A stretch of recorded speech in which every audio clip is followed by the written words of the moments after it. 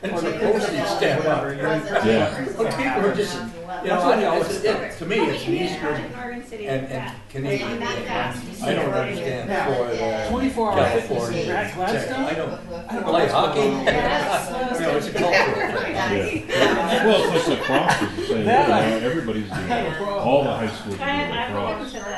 Well, is that because it's a good game? I'm thinking of it because I want to join, but I think high school I'm football not is sure just I'm going to getting, see myself going all the way. just getting too rough. And it's too expensive. 24 hour fitness. You know, Yeah. you can put a lacrosse game in a soccer field, and you know, and it doesn't tear, you know, because you don't, unlike football, you don't square up. I mean, rugby's kind of got the same problem, tearing up the center of the field. But soccer and lacrosse don't tear up the field because they're running everywhere, behind the net and everything. Lacrosse has a fair amount of etiquette between the players. It's a gentleman's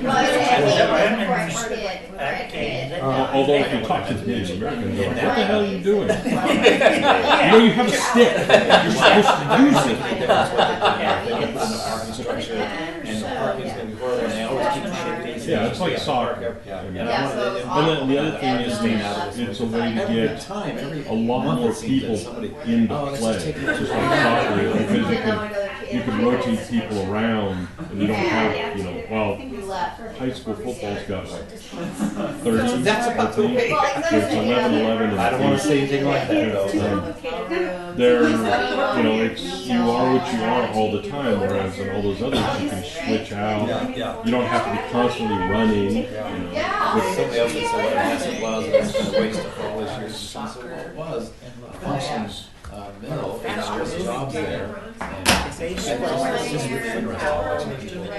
Yeah, but I got a And if I problem say with anything game else, in I get 0-0. jumped on. Well, that's true, but And how people want to I'm gonna go find a warm sweater, They won't wait across the street. since I knew it was gonna be cold in here. It's actually really nice. I know, but then the air conditioner comes on. We were freezing.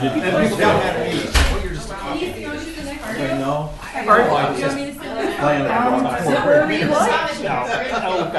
We've got things coming. We're actually working on our Denise, I didn't wear Boonesboro clothes. refinement plan. That's why she's Doing all down the here. implementation for that. So we're gonna fancy up Boonesbury Road over in Lake I Road. have no guarantee on You have freshness. Lake Road. thanks, Love. Damon. What? We weren't talking about the Changes on or changes? We were talking All right, about you guys freshness. I wanna understand. join Let's the change table? the zoning. Our staleness. Do all the implementation right now. All right, Mr. Put in all the, Elliott, you know, little fancy things. I did a quick PowerPoint. Courtyards. Okay. And like the Hey, we're getting ganged up by staff here. My I'm God. gonna, It's the way it should work. turn the I lights guess down a so. little bit, or, because it's kind of really not so good to see there. No bias, so we can like poke people. We'll get canceled We're out just here. scrolling. Hi, Terry. Nothing. Oh, yeah, that's No, that's perfect, that's perfect. perfect. All right, I'm not. Little mood lighting. Little mood lighting. How do you high sign Renee though, Right when you before the can't game. see him in the window? Okay. Did somebody give him some dessert? Oh, yeah. Okay, good. Wanna make sure. Always keep the cameraman Oh, happy, because he's he's the one who decides angle. Absolutely. The close up, yeah. Look at that! Couldn't put on his forehead. Oh, Okay. Yeah. Where's the? Renee says just go. just Or go. we don't have to wait. Oh, there Well, he it is. should be a wait right here. It should be like it's prime time. All right. Thank you, everybody, for taking, not the planning commission, because you were going to be here anyway, but the staff who's taking some time out of their personal schedules. And thank you, planning commissioners, for being here as well, because it's a work session. What mountain is that? At least 3 of us have had some internal and some external conversations about getting together and just talking, and here we are. So this is going to be hopefully not the first, but it's probably one of several sessions that we hope to have over the time that we have together. And we had something like this when I first came on the Planning Commission, not quite like this, but we did sort of an informal session with each other when I first came on. I think you were absent then. But anyway, so welcome, purpose, icebreaker. So for the welcome part, I just put a list of all of us on that on the screen. We do have Pete Walter, who's a planner here, but he just got back from vacation, so he is not with us tonight, but he is with us in the spirit. So you can kind of see the list of who our planning commissioners are, and then our organizational chart for the planning division. So I'm the community development director, Laura Turway. We don't have name plaques today because it's hard to pick it up on camera, but we'll all be great friends, yeah. And then we have one senior planner, 2 planners, and 2 assistant planners, and that is who serves you in the city with their planning division. So that's both current and long-range planning. So there are a couple of reasons why we want to do this. One is to just make sure that we are supporting each other very well as all teams. When we go through the development review process, we want to make sure that you have all the tools that you need to excel at your job, and just as any group should, just check in and make sure that we are. It's not my phone, it's the car fob. So by the way, so we're missing Zach. We're missing Zach Okay. Hinkin as well. He had a work conflict tonight, and so he apologizes. So he can't In other be here. words, he and Pete are off at the bar, their meeting. Pete's We'll- picking his wife up from the airport. We'll have to find out where that is, and we'll check that out. We recognize that the life of a planning commissioner is not an easy one, because we send you packets and they are this thick if you were to print them, and there's a lot of highly technical documentation in there and processes and codes, and so we wanted to thank you very much for being a planning commissioner and volunteering your time, because we know it's time consuming. And it conflicts with Dancing with the Stars and other stuff. So We're gonna talk about Dancing that with the later. Stars, that's no problem, forget that. But it's NBA tonight. I know. It's starting Whoever would like to check in a little while, because the game started at 6 p.m. So please feel free to check, and then when it's appropriate, we will talk about the score. I can live with it. and we want to make sure that you know all the planners that are here that support you, because you may not see their face often, but they are all part of our process.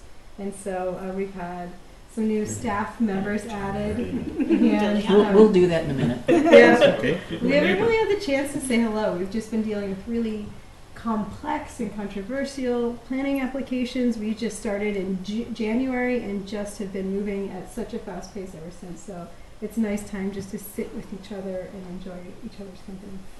So the other reason that I failed to mention that we're here is that we now have a full complement of commissioners. We were 5 there for a while. We had 6, and we did. We're doing fine. But it's nice having 7. Yeah. It's nice having the 7, and that gets us back to a full deal. Oops, wrong way. Gonna do the icebreaker? I don't think They're you're so supposed to happy and recognize any of smiling. those people. Okay, so we are going to, as it says here, introduce ourselves and what position we hold, if any, because we all hold some sort of position in many other parts of our lives. And we'd like you to, so since this is taped, it doesn't have to be something that you don't want to be on tape. Because I thought about something I was going to tell you, and I thought, no, that's going to be on tape. I don't want to say that. And why you got involved in planning. Is this going to be on the website? So the other thing that I might just add is that Paul Espy and I are 2 of us are in a unique position. We have both been staff for the City of Oregon City. As a matter of fact, I worked with Paul and was on the hiring committee when Paul was hired. And we've known each other for a very long time. So we have been able to not only be staff, but now we're on the other side of the table, so to speak, not in a negative way, being the other side of the table, but it's a different perspective. And we may be talking about that some this evening as well. So I am going to start with Trevor, because he's the newest person on the staff, so I'm going to pick on you. Perfect. And we'll go around the table. Well, my name is Trevor Martin. I am a planner with Oregon City.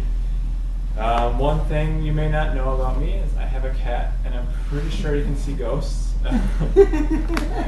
You're in the right city for it. Yeah. Like, he'll be sitting on the table, and he'll just, like, head around and he'll just stare at the wall for like 2 or 3 minutes at a time. Like, what are you doing? He just read your staff report. Yeah, that's right. I've done that too. You talked to Rocky about it. That's in the house. My dog does that. We can put you in touch with somebody who's got paranormal background. Yeah, maybe, yeah. We know people. Yeah. Exercise the dog. Exercise the dog, yeah. And then why I got involved in planning, I don't know. I've kind of thought about this a little bit in the past. I see planning as, it's a really good avenue to actually, I think, have something implemented in a neighborhood, implemented in a community. It's a position that it requires somebody to be, you need to know when to say no, you need to be empathetic, you also need to have vision, you need to be able to communicate clearly.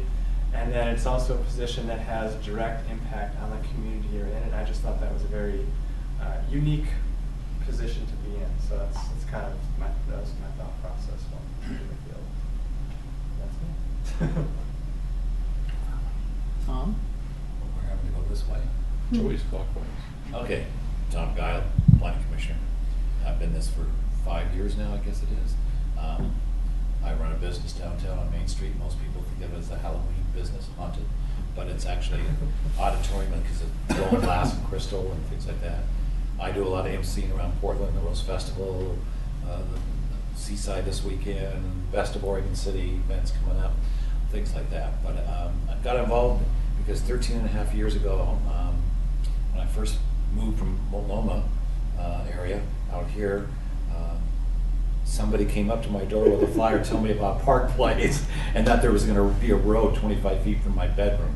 And I immediately started giving Christina a hard time and everybody. I came to every meeting yelling and screaming to the point where I realized I wasn't getting where I wanted to get. So the best thing to do was get involved and start from scratch, getting all these things lined up so I understood and knew how to present, argue, or whatever the case of why.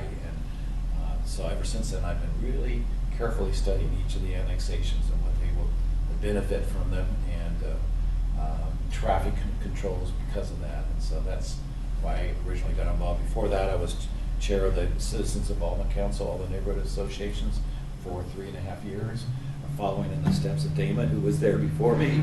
And you lucky you got out after a year. I was stuck for 3.5. I did 2. 2? Okay. I think it was a 2-year term.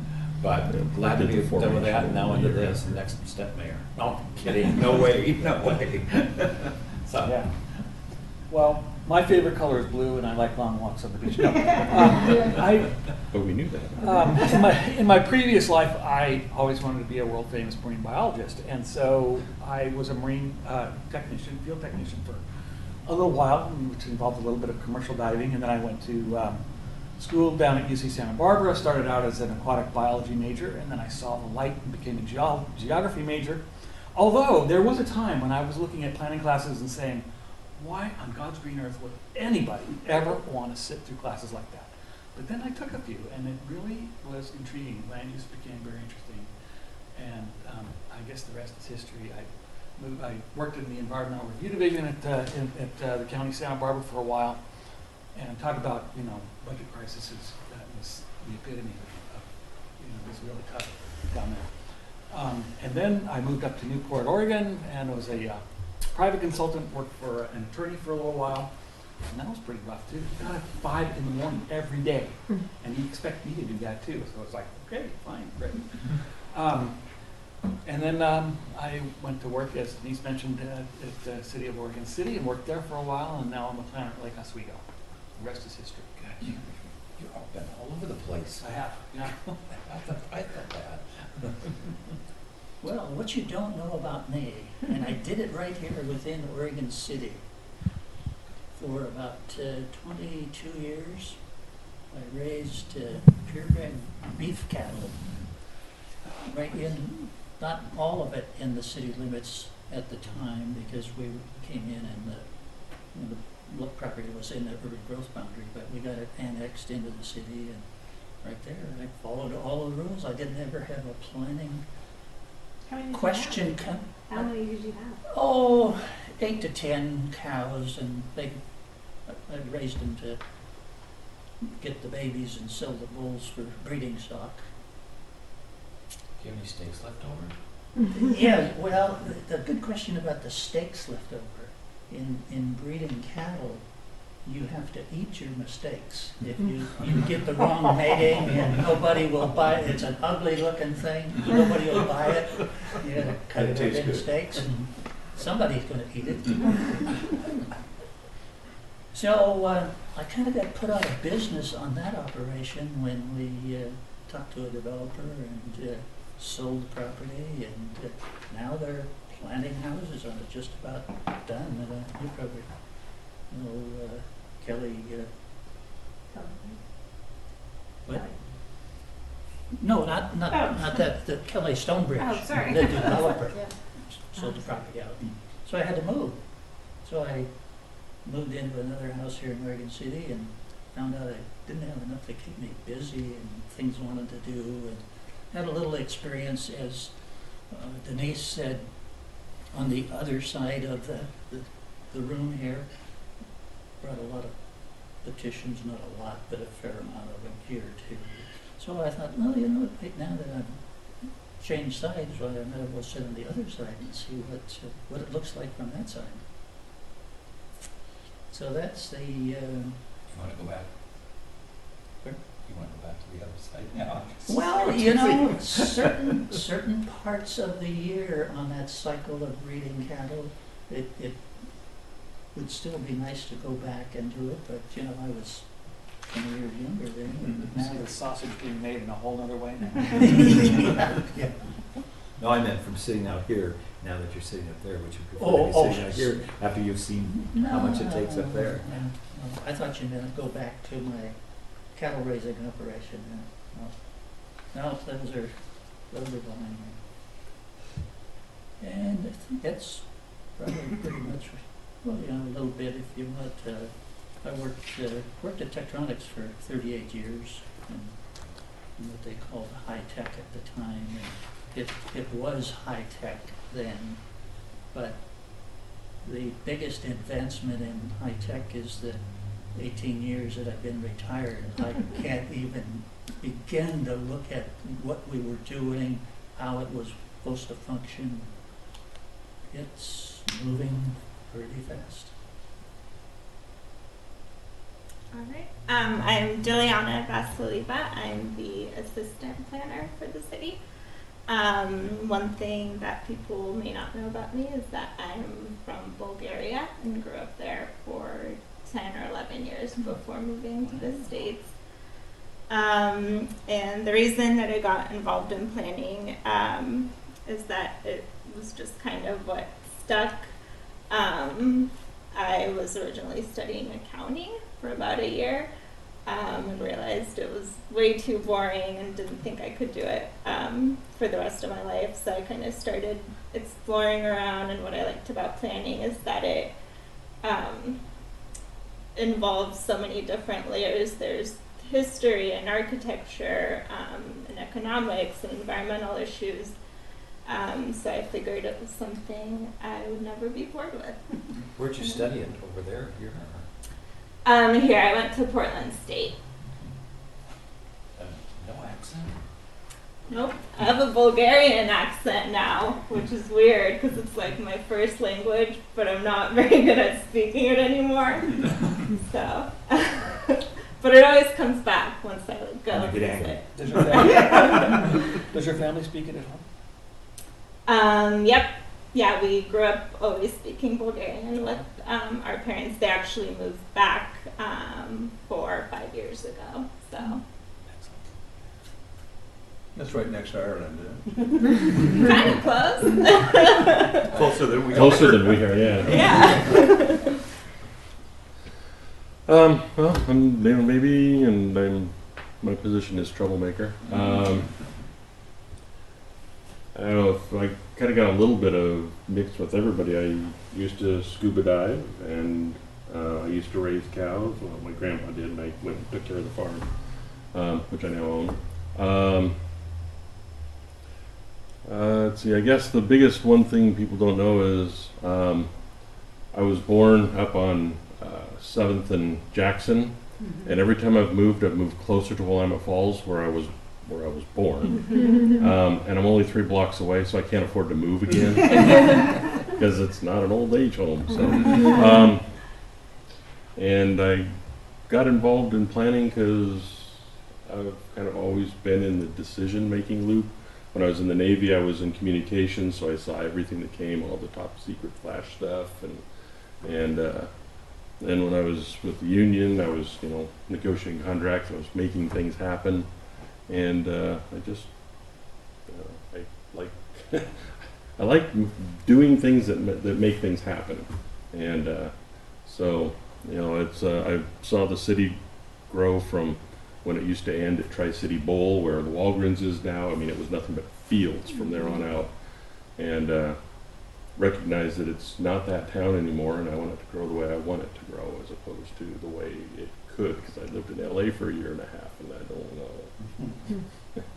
So, Which Walgreens are you talking about? That was. There's only one Walgreens in Oregon City. That's true, and that's why I was wondering. And there was nothing that beyond that. No, the city ended right there. How old are you? I'm kidding. Yep. Wow, that's amazing. I'm Kelly Reed. I'm an assistant planner. I've been with the city for almost 5 years, coming up on 5 years now.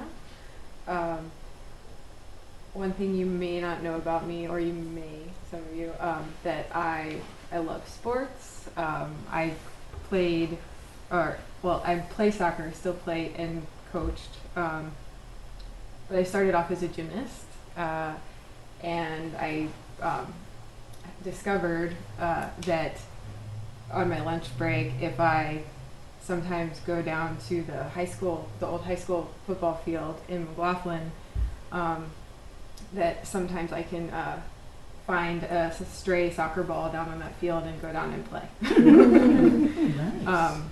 So you're the one I can see from my backyard. No, I haven't been there in a long time, but and the reason I got into planning, I went to college and kind of found out about the greater world, but really it was kind of for almost environmental reasons. The whole sustainability kind of movement had just started. What is it called? The Al Gore movie had just come out. Climate change was a big deal, and so Inconvenient Truth. And so that was kind of in my head, and I realized that urban form and the way that cities are designed and the way that all of our different functions of cities are designed really has a huge impact on our future and on things like climate change. And so I found myself gravitating towards that field, and I really do enjoy it because it also offers a great variety of things of work. We kind of get into legal stuff, and then environmental and transportation, and so there's a big variety of topics, and I find that to be really interesting. So. Well, I'm Denise McGriff, and you already know that I used to work for the City of Oregon City. And currently I'm on the Planning Commission. The one thing that there's probably many things that you don't know about me, but I'm not going to say them on the record. But the thing I will say on the record is that I am, and have been since many, many, many years, an avid Wonder Woman fan. And so I was absolutely delighted that the movie finally came out. And if you haven't seen it, I won't give any spoiler alerts. But there were 2 things in it that I said, that didn't happen. That's not how the story goes. And then the end is very sad. So I was like, that didn't happen either. Would you recommend it? Oh, absolutely. Yes, absolutely. I will be going to go see it again. I saw it the Friday. It opened Friday last week, and I saw it Saturday. It is, I will say this, that small children should be excluded. I would not have anybody there who was under the age of 12. I was curious about. There's a lot going on in there that I think is not age appropriate. This won't be the same without Linda her. Well, yeah, that, I saw some of that on, there's a channel called Me TV. I don't have cable, so I get that, and she was on there, and I just thought, anyway, so I've been reading Wonder Woman comics for years. I have a subscription at Things of the from Another World, and I run into Martin Montalvo there all the time. We're like there at the same time, so we have this little thing that we talk about all the time. Ooh, what did you get? What did you get? What did you get? So the other thing I'm reading right now that's been pretty popular, and I'm so glad I asked for it, is there's a Black Panther comic strip. I just saw this preview. And so there's a new Black Panther movie coming out, and it's about time he got his own. But anyway, I hadn't been reading Black Panther at all. It's been sporadically coming out, but an author by the name of Ta-Nehisi Coates, if you're familiar with him at all, he's a MacArthur Genius Grant person, which came to Oregon here not too long ago, and I actually got a ticket to go hear him at the U of O, although I did the Portland telecast, which was much better than being in Knight Arena. I looked at the video feed for that and thought, oh, I'm glad I'm not there. It was much better at the U of O. So that's something you probably don't know about. The reason that I got into planning happened in a very circuitous route. When I was going to be graduating from college, I went to a college that also had a teacher training program, and we had a Montessori school, an elementary school, and a high school that was attached to our college, so we could go over there. So I started out in teacher training, and then for some reason the bottom fell out of teaching. Like, you haven't heard that before, have you? It keeps doing this, and I decided that I might want to do something else, and everybody said the famous words, you should go to law school. So I did. I went, applied and went, and got through a year and a half and decided that that was not the profession for me. And for many years I wouldn't tell anybody about it because it was a very humbling and humiliating experience, but I will tell you two things that I loved about it. I loved contracts law. It was my only A the whole time. Got C's and the rest of the stuff. And I loved property law. And you go, aha, anyway, somehow property law led into that. But anyway, I decided to leave school because I got an internship with the Office of Planning and Research through the state of California. And it was because somebody else had dropped out, and I guess I was the second person. It turned out to be a life-changing event because one of the things that the director had me do was, I want you to write a white paper about all the statewide planning programs that are around the United States. Now, unfortunately, he did not send me to Hawaii to do the investigation there, which was darn. So I did, we had Maine, Hawaii, and Oregon. And I spent a lot of time on the phone with people at the Department of Land Conservation and Development, and it was just mind-blowing to find out what Oregon was doing. It was very interesting to find out what Maine was doing, and particularly Hawaii. And it seemed at the time that there was some move afoot in California state government to look like they might want to implement some sort of statewide planning. Of course, that has not happened to this day. But I had got that job, spent almost all summer researching that, and had an opportunity to come to Oregon on vacation. Now, I didn't go to Salem and go to DLCD right off the bat, but eventually I did, not on vacation. And it turned out that the state was going to have a hiring freeze. I had been at that job, went to another job, and then I was going to be getting yet another job with the state at the Air Resources Board, so there's the environmental stuff coming in.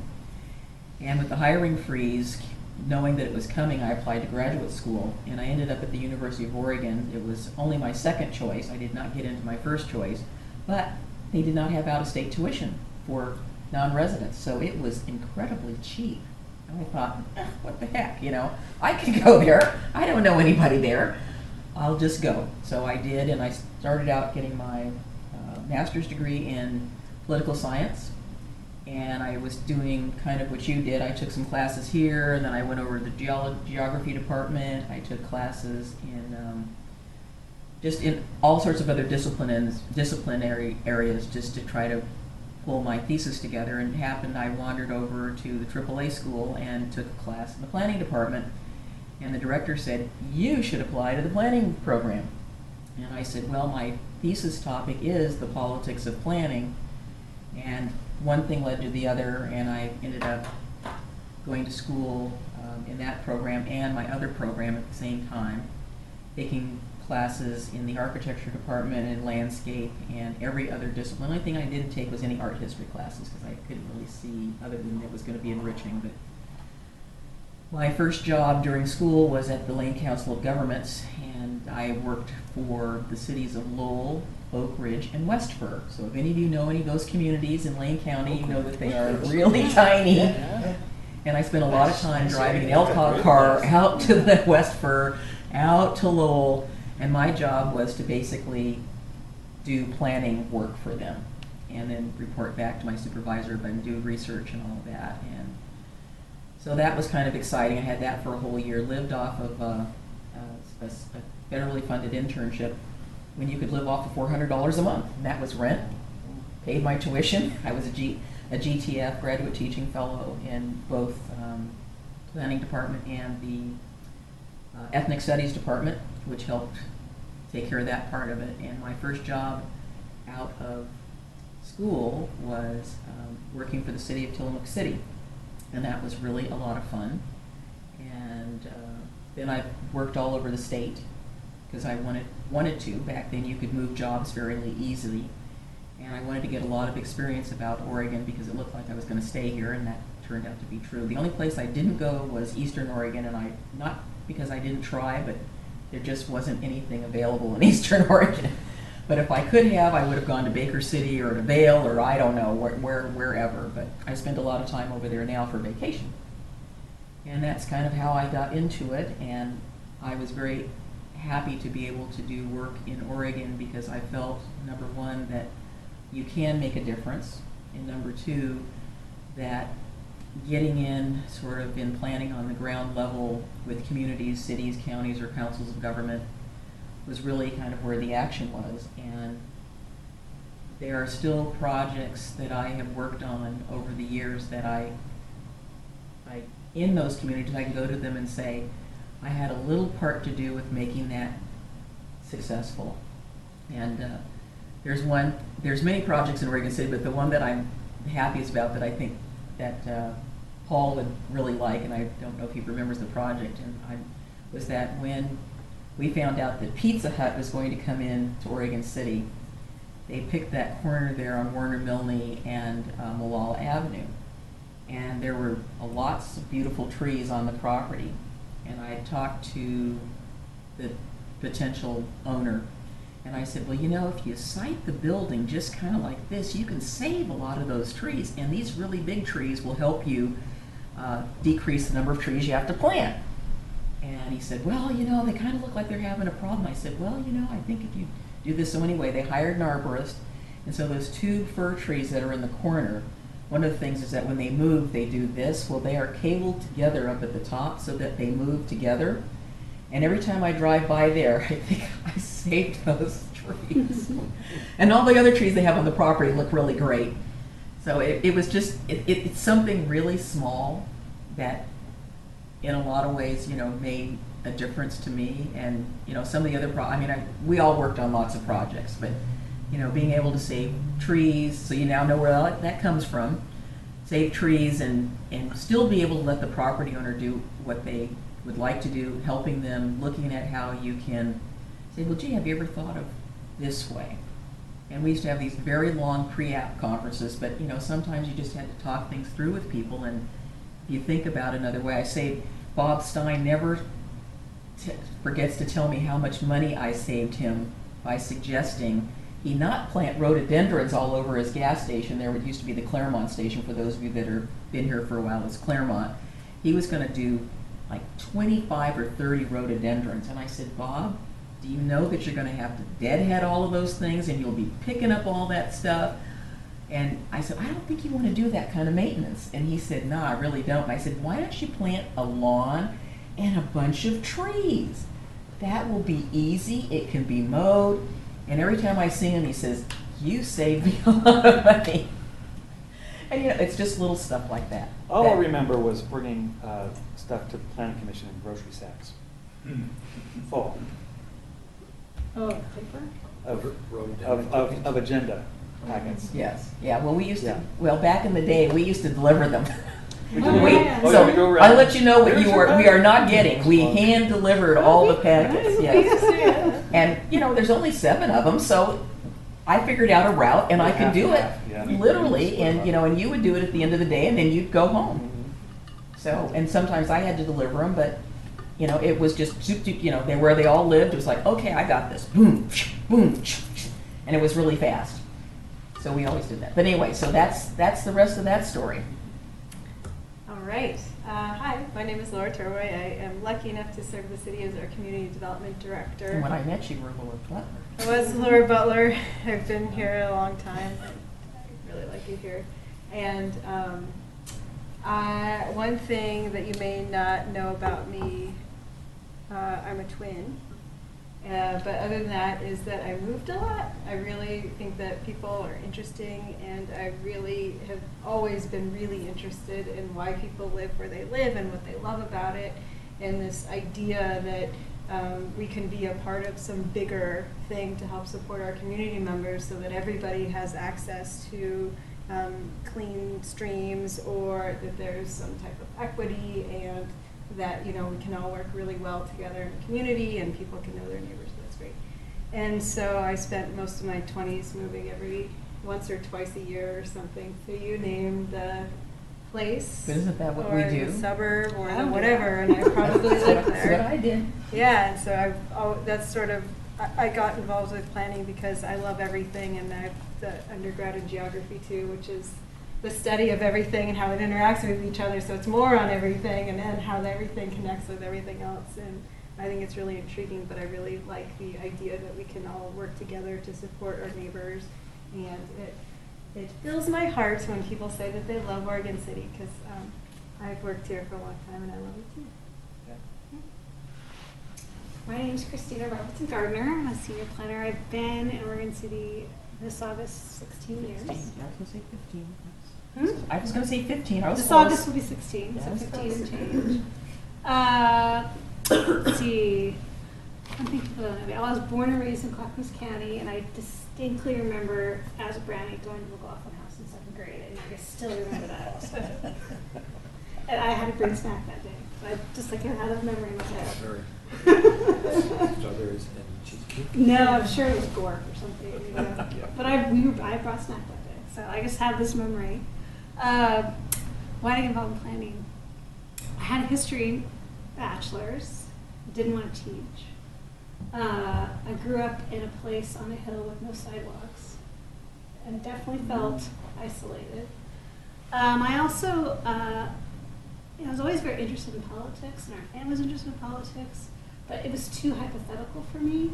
Where I think, to me, planning was where that, think globally, act locally. Like you can, like everyone is saying, you can actually see change, or you can go out where, big white papers on policy is not my strong suit. You're going to see me trying to enact a physical, or get to a place where you can get a local change. So that's why I moved forward. And that before I came to Oregon City, I worked at a private firm, and another thing is I wrote the National Register nomination for the Armory building in downtown Portland. So I always go whenever I do plays, I always remember my time doing all those researching. That's no small task. I know. I researching all of those Oregonian articles when we still had to do it by hand and get a headache after 15 minutes and have to take a break. So I always like going back to that Armory building. Before you move on, I didn't hear you say your position. Oh, senior planner. So how do your job and Laura's work together? Laura's my boss. Oh, okay.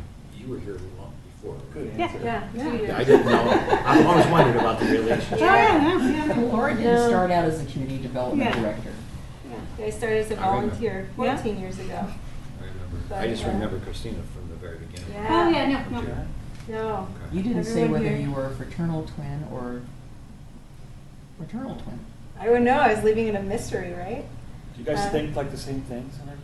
No, fraternal. She lives in St. Paul, Minnesota. Okay, but nothing cosmic going on? The older that we get, the more similar we act. I'm sure that's the same with lots of siblings. That's always intriguing, though. So who's older? I'm 3 minutes older. I like to remind her of it. No, I did when I was younger. When one time I used to work at the the Danielsons at the bottom of the hill, the one that flooded out and they replaced. And I was gathering up carts, and there was a brother and a sister in a car. You know, back when you just left your kids in the car, who cares? And they were fighting, and the sister was winning, and the brother I just heard him just scream at the top of his lungs, "You just wait till I'm older than you, and I'm going to kick your ass." And I just thought, just keep waiting. He was like 4 and she was 6 or something. Bob? I was taught how to resist interrogation. Let's spill it, mister. Well, you talk about life-changing events. I guess for me it was, well, the first one was being born. That'll change your life right there on the spot. It was going into the military, and it was in the service that I was able to take advantage in some funny way of my ability to read maps. They found out about it, and they sent me to school, and it was a photo interpretation school in the Marine Corps, which meant going up in a helicopter about 3,000 feet so the pilot could turn off the engine and then just sort of come down. Scared the hell out of me, but anyway, there was about 6 months of that, and which led to getting out of a line company into battalion headquarters, reading maps and things of that nature. Well, that stuck with me. It always did for some reason. I have no idea why it did, but I just feel comfortable around maps and plans and stuff like that. I got out of the Marine Corps and went to Portland State and found out that my gas tank needed gas, so I needed a job to fill it. So I go up to the I think it was a 3x5 card that saved my life. It was part-time work needed that was advertised on the board there. Cartographer wanted Clackamas County. Well, I knew what Clackamas County was because I lived there. However, I didn't know what cartographer meant. So I asked somebody, she told me. So I come out and got the job, which led to working for Clackamas County for about 2 years, which led to Metropolitan Planning Commission, which is now Metro after several evolutions, and ended up doing a land use study of all 3 counties, which led to a study that we would do at how many building permits were issued by the various counties and cities, and we'd issue that study, keep track of growth and one thing and another. And I made a phone call to make an appointment to go out and talk with Dick Pearson was his name. He was acting, well, he was the city recorder acting as a planner for Lake Oswego. God, how things get connected. You don't see him until it's about 20 years later. Oh, that's how that happened, you know. There's no plan involved, no decision. It just happens, so you respond. And so went out there, and he said, Bob, he says, I'm going to be leaving work here. I'm going to go up and be a city manager of a little city on Lake Washington, Medina, Washington. Money just coming out of their ears. And you go to work in a yacht. And so I said, that's interesting. Who's going to take your place? He says, you are if you want the job. It didn't take me too long. That 3x5 card kept getting bigger. And I needed a paycheck. So anyway, I took that and I went in and interviewed with the city manager. He said, I'll never forget it. I'll never forget it. Because I wasn't going to lie, but I didn't tell the truth either. He said, Bob, can you put together a planning department for the city? Didn't even pause. And I said, yes, sir, I can. Well, then the roof caved in. And so that was 8 years there. And then back to school, and I got my master's in, I finally got my education to tell me what the heck I was supposed to do. And I got a master's in planning and public administration. Went out to Wilsonville for 3 years and helped. Now there's planning because you build it from the ground up. I mean, from the sewer pipes up, and that's right there in the front lines. And a brand new city, just incorporated, and first mayor, and lasted out there short time, 3 years. Then I got out of planning. I just got tired of it. You know, always on the tip of the spear, and then, you know, all that, what I called abuse then, you know, as a young kid, snot-nosed kid, and I was always fighting back instead of just, you know, just duck, let the bullets fly, then come up, get the job done, and disappear. But we got into photography, and which was really interesting, another form of communication. And I find that planning is communication too, a lot of communication. The dynamics that takes place on that dais with 7 people, all communicating or trying to. So lived in West Lynn for 33 years, raised a family, went to school, yada, yada, yada. And then I just got tired of watching the Kardashians all the time. So anyway, and then, you know, the witness protection program let me go. And and the therapy is starting to work.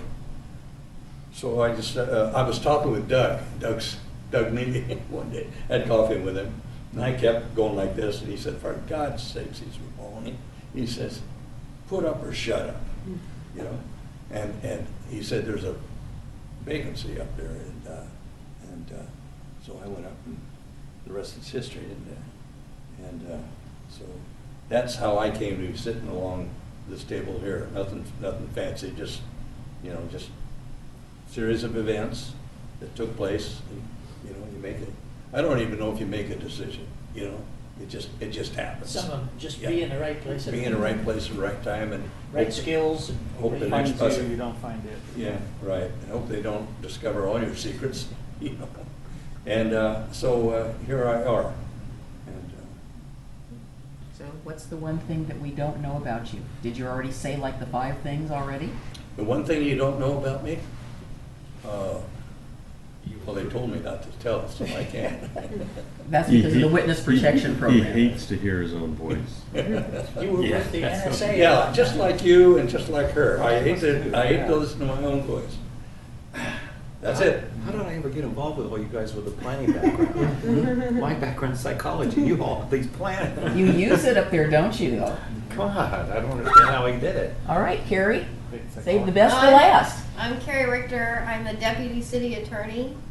One of the things you may not know is that when I graduated from Lewis and Clark College, I helped write grants for the starting of the End of the Oregon Trail Interpretive Center in 1993. The Baker City one?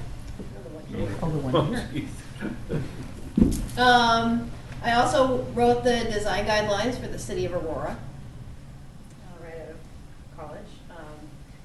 And why I got involved in planning is because I have a master's degree in historic preservation, and I worked for the city of Salt Lake City as a planner right after I got my master's degree. And my first job was to do a historic inventory.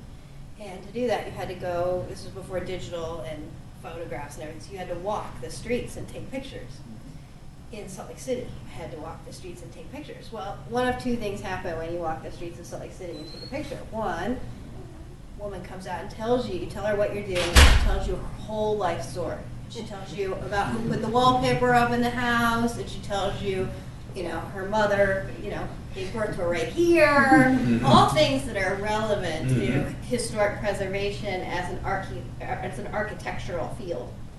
But, so you got, you know, so 45 minutes you have with this woman, and then the next thing that happens is the person comes out with a gun and threatens you for, you know, taking their property rights by taking a photo of their house. And that you must not be working for the city of Salt Lake City. You must be casing the joint to rob them. Been there, done it. So I decided that this was a lot of fun, but I think I'll go to law school. Because if I'm a lawyer, I'll be paid so much that no one will threaten me with a gun, and no one will be able to afford to spend 45 minutes telling me the story about the wallpaper. That's smart. And little did I know it doesn't make any difference. She's even smarter.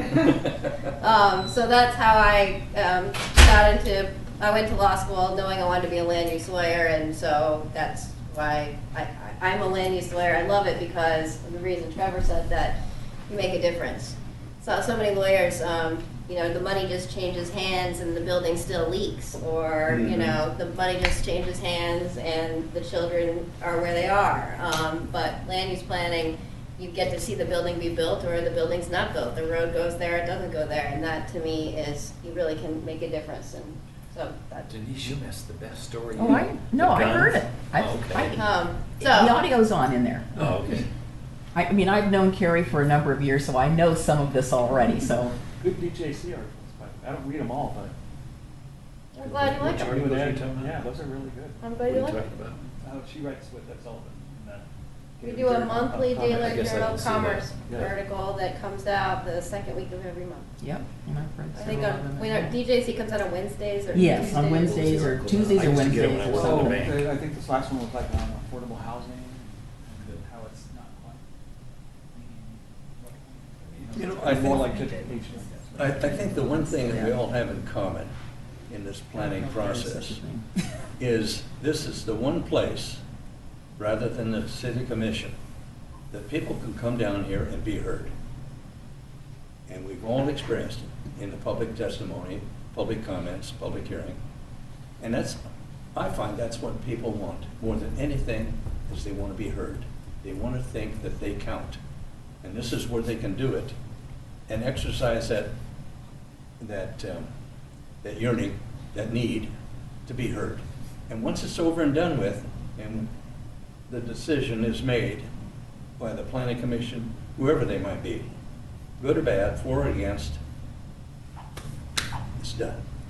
But they feel that they're welcome to come down here and be heard. Whether they're right, they don't have to be correct. They don't have to be accurate. They just have to know that what they say will be heard. Bob, can I agree with you on that?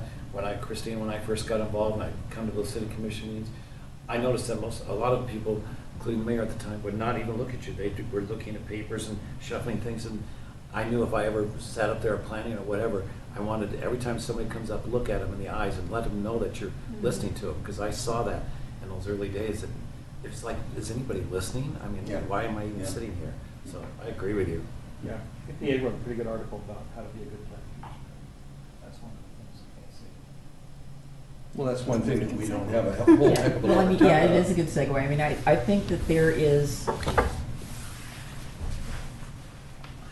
I think what I have wanted to tell the other commissioners is that I frequently hear on a weekly basis about how welcoming people feel our meetings are. They don't feel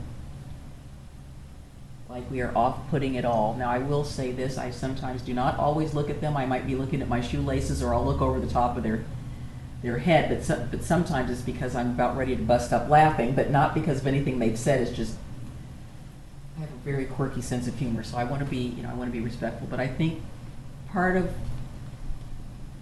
what I think we want to do, and we can, of course, talk about this, is we want to set, the right tone. People are very fearful about coming to a board or commission, and I think a lot of it has to do is, at least this one's not up off the ground, but the one in the other city, in the old city hall, was kind of like on a little dais. And I remember a staff for the Historic Review Board, they never wanted to meet up there. They felt that that was very intimidating and off-putting to the public, that you're, up there judging them. And it had to be because it was also the municipal court, so they couldn't just take it up and down. But I think just collectively, I guess I'd like to hear too, before we're going to get to that topic, is that, do you feel we're setting, the right tone? We want people, as Bob says, we want to have them feel welcoming. We don't want to seem like we're not them. And I think part of the fact is, even though our and Damon is former city commissioner, even though the city commissioners are elected by the public, we're not elected, we're appointed. But yet I think people may feel better about the fact that, we're their neighbors, or we're a lot more approachable in lots of ways. And I think over time that I've come here you know, not only as staff, but as a member of the public, that I've always felt that way, about me personally, about the planning commission. Just to say the same thing, I think that I heard from the two of you, comes back to a skill that's not too difficult for anybody to master, is listen. You know, listen to the public. And as you indicated, they're not always going to win their argument, and they may not even want to win the argument, but just have that feeling when they leave that, yes, somebody listened and they didn't get everything they want, but they don't gripe about it. They go away and come back the next time and have their pitch for that time. So Well, sometimes they do listening- gripe about it, because I hear about that too. Yeah, well, Had more conversations about stuff like that at Fred Meyer over my shopping cart, like, okay, thank you so much for telling me my food's melting. But it's easy to have, for me anyway, to have selective listening with two hearing aids. Just get the mute down. Did you Sometimes guys you ever don't, hear? you don't get to listen to everything that's agreeable, that you agree with. Right. Yeah. But I think our staff is to be commended in the sense that the detail that they're required by law to develop staff reports in order to establish findings is being upheld by the courts and LUBA. And the last time that we got overturned, I don't know the answer to that, but I don't think it's recent. But that's to be, that's on the staff doing a good job. And that's an invisible effort because the public doesn't see that, and neither do we. But then staff and, you know, depending on what's the definition of who's on staff, yeah, the planner, the attorney. Just a little bit louder, Bert. Or move the And mic director closer. that doesn't want to tell us what to do, but they at least lay out the criteria and give us the points that we need to follow, and when we're getting a little farther out of bounds from some legal stuff, pull us back. Yeah, usually the number of variances that you get is symptomatic of a code problem, and we don't see very many variances from you guys. Maybe you have a few staff level ones, but I don't think you guys do very many of those, do you? Yeah, so that's. So one of the premises of my thesis from many moons ago was that citizen involvement doesn't mean that you get everything that you want, but it does mean that you have the opportunity to be heard. And I had that quoted throughout my paper. And that's one of the things that I talk to people about a lot.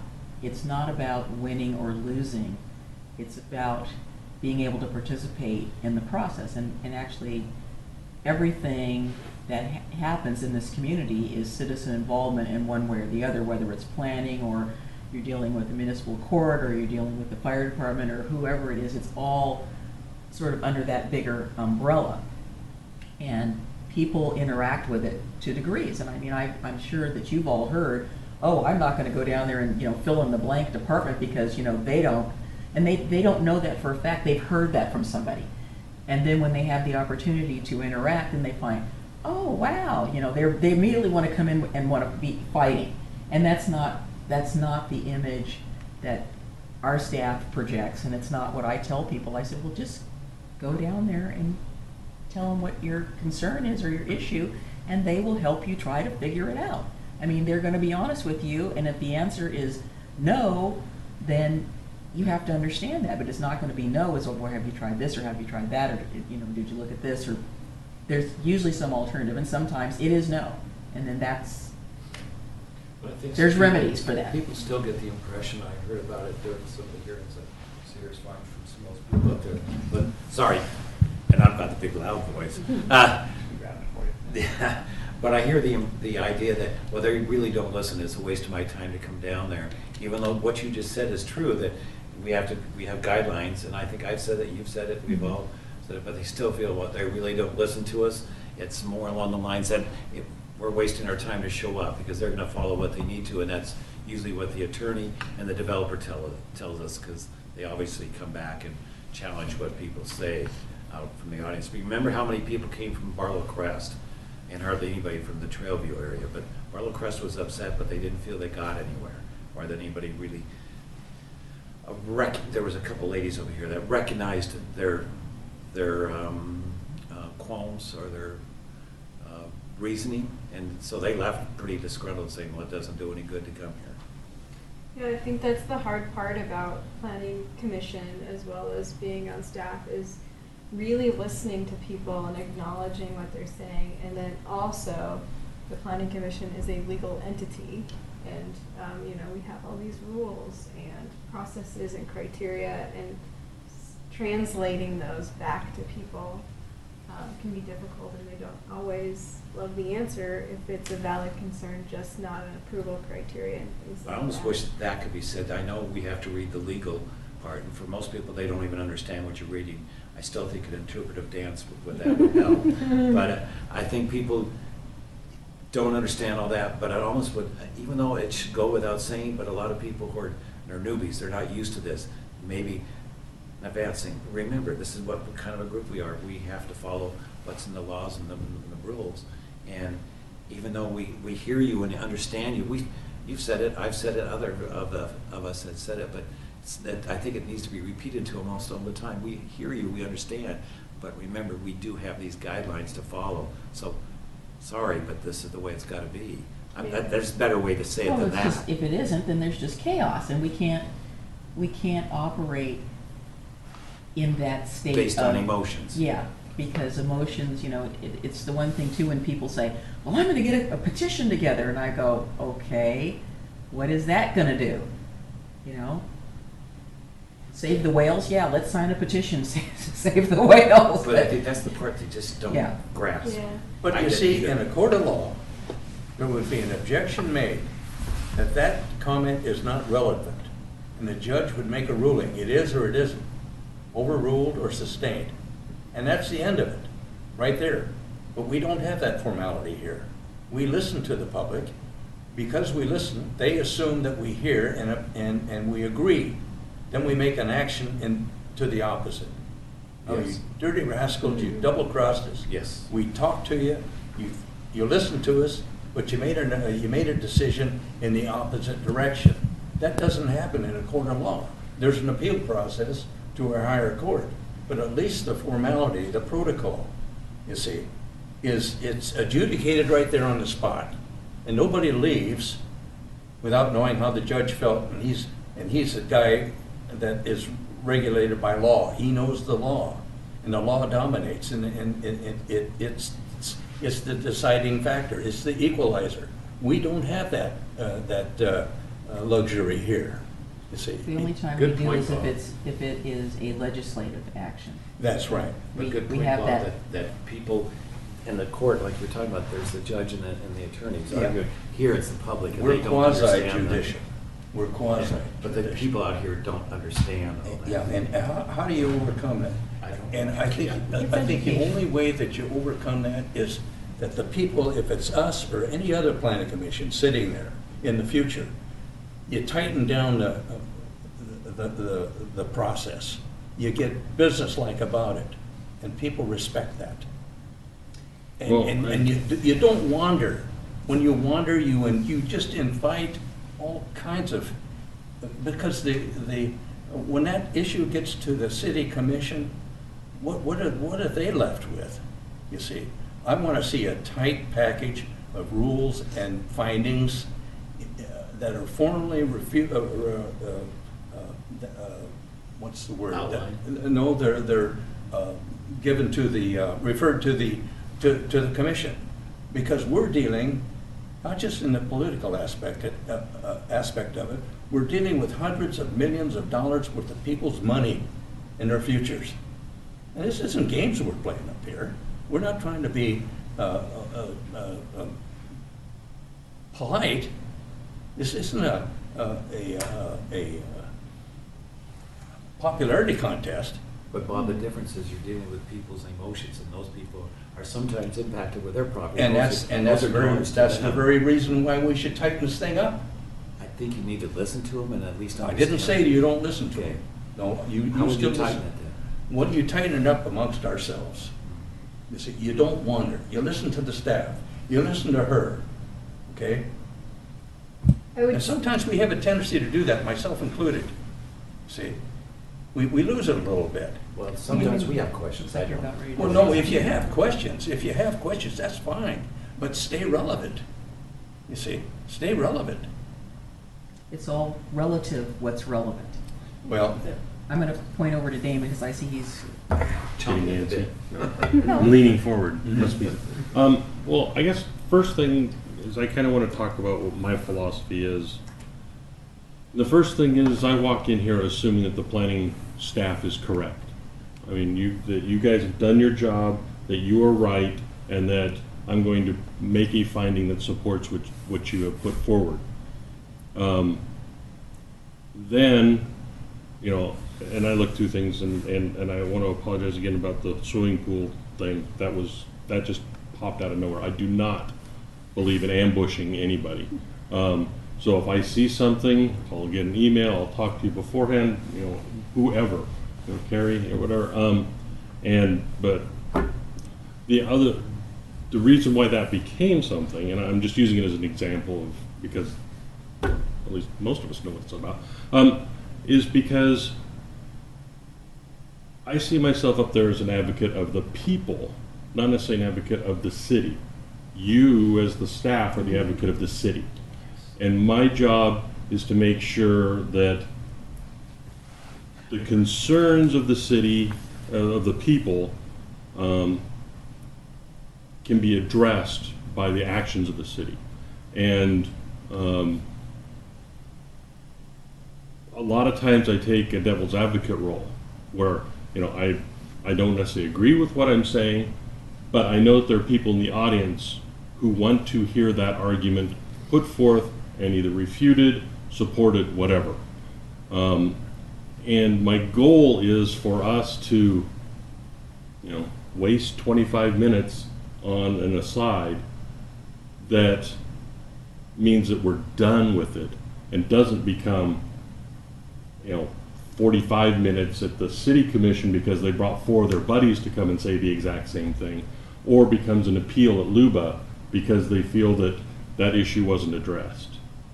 You know, we're the, you know, when I was a labor union rep, you know, my job was to work through the grievance process, and I like to solve things as low in the process as possible. And if that means you take a lot of time at step 1, then, you know, and you can solve it, or at least, you know, minimize the impacts up the line, that's the best thing. And it means sometimes our meetings go long, but I would rather have us go long than, you know, it become a city commission issue, a LUBA issue, a court of appeals issue, you know, because it's on the record that this issue was discussed, there was the reply, and this is the outcome of it. And that's one of the reasons why I support listening to the people, because it gets kind of what Tom said, and also to your point, in that they're not professionals. Well, there's a few, but generally they're not professionals at testifying. And they don't necessarily know what it is they want to say. They know there's something that bothers them, or something that they like. And so they've just got to talk it through in layman's terms. And then we've got to figure out whether or not there's something that we can work with. I mean, I don't know how many times, especially the last couple months, where we've said, you know, the third person that comes up about traffic said, please understand, traffic's not something we can talk about. You know, and maybe we need to... We can talk about it, but we can't do anything about it. but that's what, I mean, Yeah. It's not one of the criteria that we can consider. And I don't know, maybe we need to say, we are a very rules-based body, and we're sorry if you're not getting your thing. The political body that can overturn the rules is the next step. But I don't know that I want to throw them under the bus, you know. But You don't want to say that. Yeah. well, I was there. Yeah. so there's been times where I know I've been thrown under the bus The for other that. thing, Damon, added into what you're saying, everything you're saying is perfect, but we also have an audience on TV. So Yeah, that's why we and clarify. that I think sometimes when I ask a question, because it is for that. I mean, you Yes. you flat out say it, but so you know, it ends up sometimes looking like I don't know what I'm saying, but I'm trying to say it in layman's terms. Yes. And so sometimes I am searching for the words myself. And I'm sorry to give you the talk to the hand, Carrie, but you've now joined Ed and Bill. I gave it to them too, so you're part of the august body. Because sometimes I am talking in a large circle to get to my point because I'm trying to figure out what the path is. And, you know, but it all comes down to, you know, us trying to make the city better and us trying to minimize the work of the city. You know, that you do your thing, you bring it to us, we thumbs up, thumbs down, add something, subtract something, whatever it may be. And then the next layer should have significantly less that they have to do. I mean, just like you weed out at type 1 and type 2, most of them, and then, you know, there's 3. And so, you know, that's my philosophy, is to make sure that those devil's advocate arguments, pro, con, of whatever position is, get voiced so that they become part of the record, so that we can say that they've been addressed, that they were considered. Yeah. Because, you know, a couple of things that came back on Beaver Creek, where it was this thing considered, and then we had to go back and find the findings. And so, you know, anyway, that's where I'm at. And you know, like I said, I start from a position of you've done everything correct, and I'm ready to rubber stamp. But So I guess my philosophy yeah, Paul, is please, that, yes, I was gonna ask, I was gonna call I've him. had the honor and the curse of working with 2 in-house city attorneys, and they have drilled it into me, and unfortunately, it hasn't always sunk in, as apparent maybe in some of my deliberations up there, but I really think it's about the code, and I think we really are custodians of the code, first and foremost. And I think it is important to make sure that, yes, goal 2 or goal 1 is the, you know, citizen involvement goal. We need to make sure that that's maintained. And we need to make sure that everybody gets to have their say. But we also have to run an efficient meeting. And I think that when people are you know, have an issue, maybe they need to elect a spokesman to talk about that issue on everybody's behalf, instead of having 5 people come up and talk about the same thing every time. Mm-hmm. And then I think what's also really important is that we read all of our material as best we can, write notes in the margins or however it is you do it, write them down on a pad, formulate them, and then, you know, that's really the kind of, you outline your deliberation on a notepad and think about those things. I think you really need, when we deliberate up there, we need to think about poor Carrie, who has to write up findings of what we're saying. So I think that economizing words, and believe me, I am not one to be able to do that all the time, but I think all I need to try, I'll use I statements, I need to try to economize my words when I'm deliberating, so that staff can all understand what it is we want up there, what the conditions are, and what the extra findings are that staff didn't make in their reports. Defending the right of the public, they can't always choose a spokesman, because a lot of people don't know who's coming. But I They come individually. think that you can bring that in You'd as have to a have part a meeting of. out there first. Wait, hold on. I think that you can adopt that as a part of the hearing culture, and you can have that as a part of your preamble in your meetings, and have them do that. And I think they'd be more than happy to do that, because believe me, they probably want to go home and watch TV as well, and they don't want to stay until, you know, 10:30 at night for one item. They want to, you know, they want to see a commission up there that's not only willing to listen, but they also want to see us have our act together. And they want to make sure that that, you know, they I think it's about credibility, and I think that it's really important that we read our material and we go over exactly what it is we want to talk about. And, you know, if we're unclear about whether or not our deliberations are relevant to the code, let's call staff and talk to them about it and ask them. And especially, and I need to do this better too, is if I do have issues, and I, you know, rather than, you know, zinging them up on the dais, call them and let them know what's going on, what I'm thinking, or email them or whatever, and let them know what I'm going to say before we get up to Sure, you and I disagree. to the meeting. I still feel that people need 3 minutes. Each one of them has a different angle on it. Well, or Okay, impacts them so differently. let's. Yeah. Just- Can I add just one saying. thing real quick? I really appreciate, we are here to support the planning commission. We know your job is tough, and we are here to come to the meeting with answers for you. So if you do have any concerns or questions, let us know, and then we can at least come prepared, so we don't have to kick things down the road another couple of meetings. And then also, regarding the criteria, I think, in my opinion, the criteria is a really good tool to level the playing field and bring transparency and comfort to the public. Whether you're for something or not, our code does a pretty good job at explaining what the rules are, and that is a nice place for some neighbor who knows, you know, can it be done or not? Do I need to complain about this thing or voice concerns? Voice it or not, at least they know that as a community we've got together and adopted standards and we're upholding those standards. So it is a nice playing field. And then also the last thing that we haven't really talked about, we've talked about the public a lot, and regarding the equity and evenness of our decision making is the applicant too, because they're all part of this discussion too. So that's why it's nice to always go back to the code to say, balance. Here's what they're, you know, and to. So hang on. So what I want to try to do, I'm not excluding staff in my mind. So I want to hear, we've heard about where you're going. You started to get there, and then Vern, about your philosophy or how, I mean, I know you haven't been on that long, but obviously you have some opinions about it. And then I want to see if we can loop back around to staff. So What did you mean? I almost got that. you were starting to, but Paul wasn't quite done. So you wanted to talk about how, Again, you know, to your me, it's philosophy. public involvement. After Yeah, having been on that side right. for so long, I know how important it is to come and express yourself and to tell somebody, because you want to hope that someone's listening.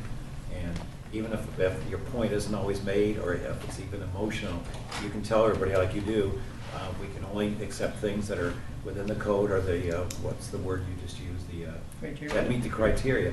Still, for some people in their minds, if they walked away from this meeting feeling like no one really cared, or they wouldn't even let me talk, to me, that's shutting them off. I'd rather be here till 1 in the morning if it meant that someone had the right for their 3 minutes to say what they felt. Because to them, that's critical. I came here, drove to the city hall to express myself, and they said I couldn't say anything. I remember a night during a city meeting when the mayor said that all the people that were gathered here could not speak, and they all left really disgruntled. He wasn't prepared to hear their arguments. But people come here with a purpose. I understand the spokesperson idea, and that would be if there was a neighborhood association, that's for them. But some people come individually, they didn't know anybody else coming. They just want to be here to say their opinions. And in that fact, I agree with what Damon was saying, that I kind of try to be a devil's advocate. I try to explain things simpler for those listening on TV. So are you saying this and that? It may not be in the detail of a planning commissioner or a planning department, but I'm trying to clarify it so they understand, we understood what they were saying to us. Thank you. Yeah, I think it's a kind of a balancing job of going with what you suggested. We got to tighten it up a little bit. And that's a real high technical term, right? Tightening it up, but I think we know what you were talking about. Versus Damon and Tom, I believe, are having a concern with the citizens, which both sides need to have that side, or concern on both sides. But is there a way to tighten it up so the meeting flows probably more smooth in shorter meetings, but still capture the citizen points that we probably know there will be a major portion of the citizens aren't accepting what our decision is. Is there a loop you can put on that afterwards that, I don't know who, I'll just point to Laura, she can figure out who or what and how. Get a connection loop back to the citizens group at a separate offline meeting or some way to try and educate the public. You wouldn't use the word educate, but enlighten them, tell them why and some of that. Instead of trying to do Damon's thing and Tom's thing of saying, well, because everybody should have a feel for the citizenry, but I'm one that, I don't know that, well, I haven't been to 1 o'clock meetings, but I know of city meetings that go to 1 and 2 and all that. And I may find an excuse to try and get out of there if it goes past 11. But the pendulum is swinging one direction with what Bob is saying and this way. And how do we solve the citizenry? That seems to be what it's revolving around. Cut them short, get the meeting over with, because we think we're within bounds of what the criteria is and what the... When I'm saying tighten it up, I'm referring to myself and the rest of the commissioners. These people down here get 3 minutes to speak. Right. Up there, we can speak as long as we want to, if we get a loud enough voice and we got something to say. Mm-hmm. Okay. What if we tightened it up and said, okay, Mr. Commissioner, you've got 5 minutes to... that could be... Okay, but that's 7 times 5, that's 35 minutes. Right. Just among commissioner concern. Give a time, yeah, Okay. give a time frame. All right, now, the other thing is, you let the staff present their staff report. Yep. You don't interrupt them, you don't ask questions. Yep, Your absolutely. 5 minutes is when you ask questions of the staff. Did you mean this? Did you mean that? Clarification And I'm type- talking to me too, all right? Clarification type And one thing I don't questions. want to do as a commissioner is to hold anybody hostage with my comments, okay? You might not believe my philosophy, okay? But that's just me being me, right? And I don't take that away from anybody. I think we ought to take one bite at the apple with the questions. Yep. Person A, person B, person C, person D, asking the questions, on down the line. Yeah, sometimes other questions will come up, Mhm. and. And that gets back to your taking notes. But you I know? really do want to try to, I want to be able to trust my other commissioners that they're gonna, Right. that they're gonna abide by the rules like we expect the public to abide by the rules. That's tightening it up. That's getting businesslike. That's getting quasi-judicial. Yeah. That's getting confidence enough. Sometimes the more you talk, the less confidence you have in the decision you're making. You're trying to convince yourself. I understand where you're coming from, Bob. My only concern is sometimes you have a question and it's not getting answered, so you continue to ask it in a different format. If you were limited to 5 minutes, a commissioner, I'm not sure if they're really getting the information they need in that 5 minutes. Okay, well, let me. I don't know. I'm saving myself for last, so let me weigh in on my philosophy. When I'm here, I feel like I'm representing the community. Obviously, having been staff, I know what is involved and goes into writing a staff report. I do want you to know that I am not in any way going to rubber stamp anything. I'm reading the report. I read the report last. I read the applicant's submittal.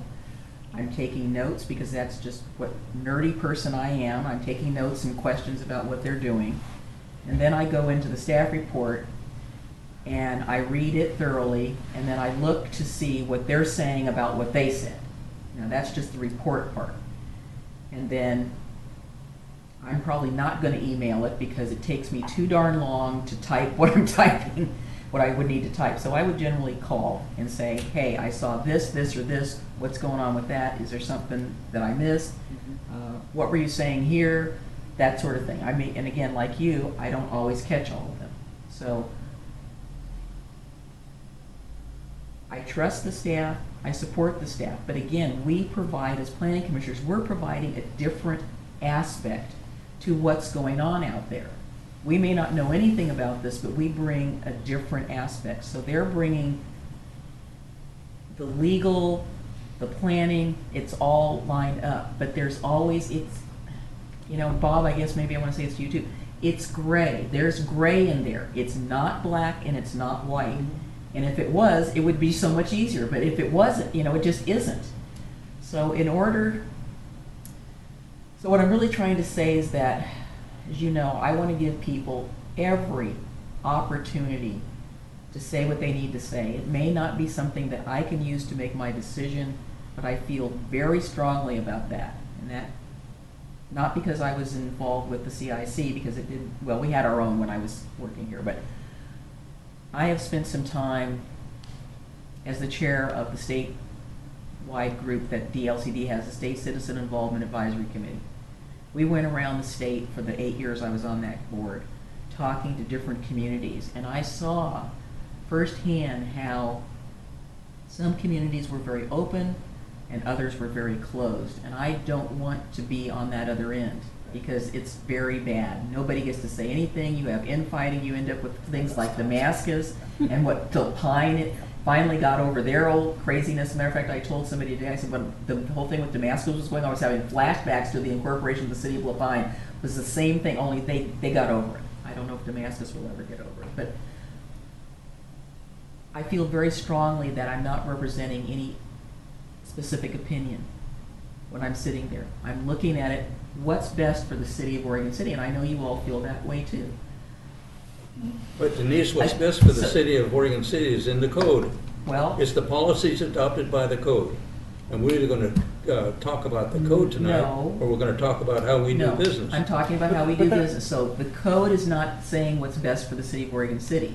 It's not? It says it may not be best, but it is what the it's legal requirements it's a direction. So what I'm looking at, again, you know, and I'm all about process, and that's the one thing I do appreciate is that there is a process, and we have to follow this no matter where it takes us. Yes, I agree that we can tighten up our deliberations, and again, we should, and I would like if we do, wait till they give their report, unless there's, you know, something you didn't hear correctly, because sometimes, you know, you're thinking about what they're saying as they're saying it. But if it's a substantive question, again, I agree with that. Put all our questions at one time. We also have the applicant. Now, I don't assume that they're right or assuming they're wrong. It's their job to make the case. They're asking the city for something, whatever it may be. They're not right or they're not wrong, but they have a case to make. So I'm going to err on the side of what the staff is saying, whether it's right or it's wrong. And I've actually called staff and I said, gee, your staff report looks very much like the applicant's submittal. What's going on there? You know, what do you guys think? I know what they think. I'm really interested in what they think, you know, what they see the code as. And sometimes maybe sometimes the applicant may say, oh, here, I've submitted these findings for you. I'm very uncomfortable with that. Very uncomfortable because, you know, we're not them, we're not them, we're them. So again, my philosophy goes to the public. I would like to say that, yes, sometimes we do go a roundabout, but we need to let each other finish their thought, get it out there. Again, as you said, you may be formulating it as you go along. I'm really reluctant to say, sorry, game over, you can't talk anymore. I don't want to do that. I don't want you to do that to each other. But we have to have enough respect for each other to understand that, you know, so I know I did this to you the other day and I totally apologize. You were starting to say something and I went, oh, you know, I shouldn't have done that. That was like, but you know, it was after a long day of class and then I came here, I was like, I was getting really tired. But I mean, again, maybe you would like to be out of here in 2 hours. It's going to take what it's going to take. And the one thing I will say is, please don't say the thing about Dancing with the Stars anymore. I've had some comments from the public about it, and you know, first it's funny, but the 15th time it's not funny anymore. Okay, Bachelor in Paradise. No, don't say that either. I know, this is just a personal request. I have a clarifying question from staff. So from staff or from you? Yes. Just And say your yes. staff, but I mean. Yes? Yeah. Yes, me. Yes, It's you. from me. You, okay. I want to know, so we are a legal entity, right? We are legally bound to verify that things comply with the criteria, and all very legal, a lot of legalese. And it is my job to make sure that we have a clear and transparent process, and that it's a legally defensible process. Absolutely. I'm struggling to understand when we talk about something that I may perceive as not being relevant to the criteria, how should I go about I know I should listen, and there's been times where I didn't listen, and I just said, I don't think that meets the criteria, and in my mind at the time it didn't. And so I guess I want to figure out during a meeting, if we're going in a direction, it may or may not have a tie into their criteria. Should I be saying something? I give you permission to haul us back. Because I Call need to for- know. Call for, ask us to take a 5-minute recess. Yeah. Because I want everyone to speak, and I don't want to shut anyone down, but Right. we do have a legal responsibility Yeah, to that's stick the to the most important thing. That's why criteria. we're here. And sometimes it's easy when you go off on a tangent to keep going, and I Just- don't want you guys to come up with A simple question would be, which criteria are you basing your left or right, or you're going off course and some way steer back to course without Yeah, I being. know we did that a lot with the shelters. I can't- membrane structures? Yeah, thank you. I couldn't think of, we went off on some really interesting tangents, which were not relevant, not even not that interesting, but, But it's, you know. I want you to Yeah. speak, because But it's they- your meeting. But So- they needed to be. So to that end, they though, I needed was to just be wondering, said. because sometimes we like to be policy makers. Yeah. Well, this is the And- point I'm trying to make. And so, but, you know, I mean, the planning commission really should have a little bit of a feedback loop with the city commission in making planning policy. So we're not always just meat and potatoes, reviewing the land use application, down the code. I think every once in a while, there needs to be, you know, there are things that happen in our deliberations that we come upon a conundrum, or we come upon a question, or something that we might need to explore a little bit more, or something maybe we don't really like very much. Well, we about the forwarded code, that to the whatever. commission, but what we haven't done is we haven't Yeah. followed back on that loop So that's, as I mean, that's- ourselves. Yeah, maybe As that's ourselves. another conversation, maybe I should have, maybe I'm talking out of turn. bringing No, that no, up at you're this not. point, But, I mean, yeah, I guess what I'm trying to do is differentiate between coming up with good policy in our questions, in our discussion, versus just kind of, I don't mean any disrespect, but just wandering. Well, there's a thing that Laura and I talked about, is that we each of us seem to have a niche interest. Yeah.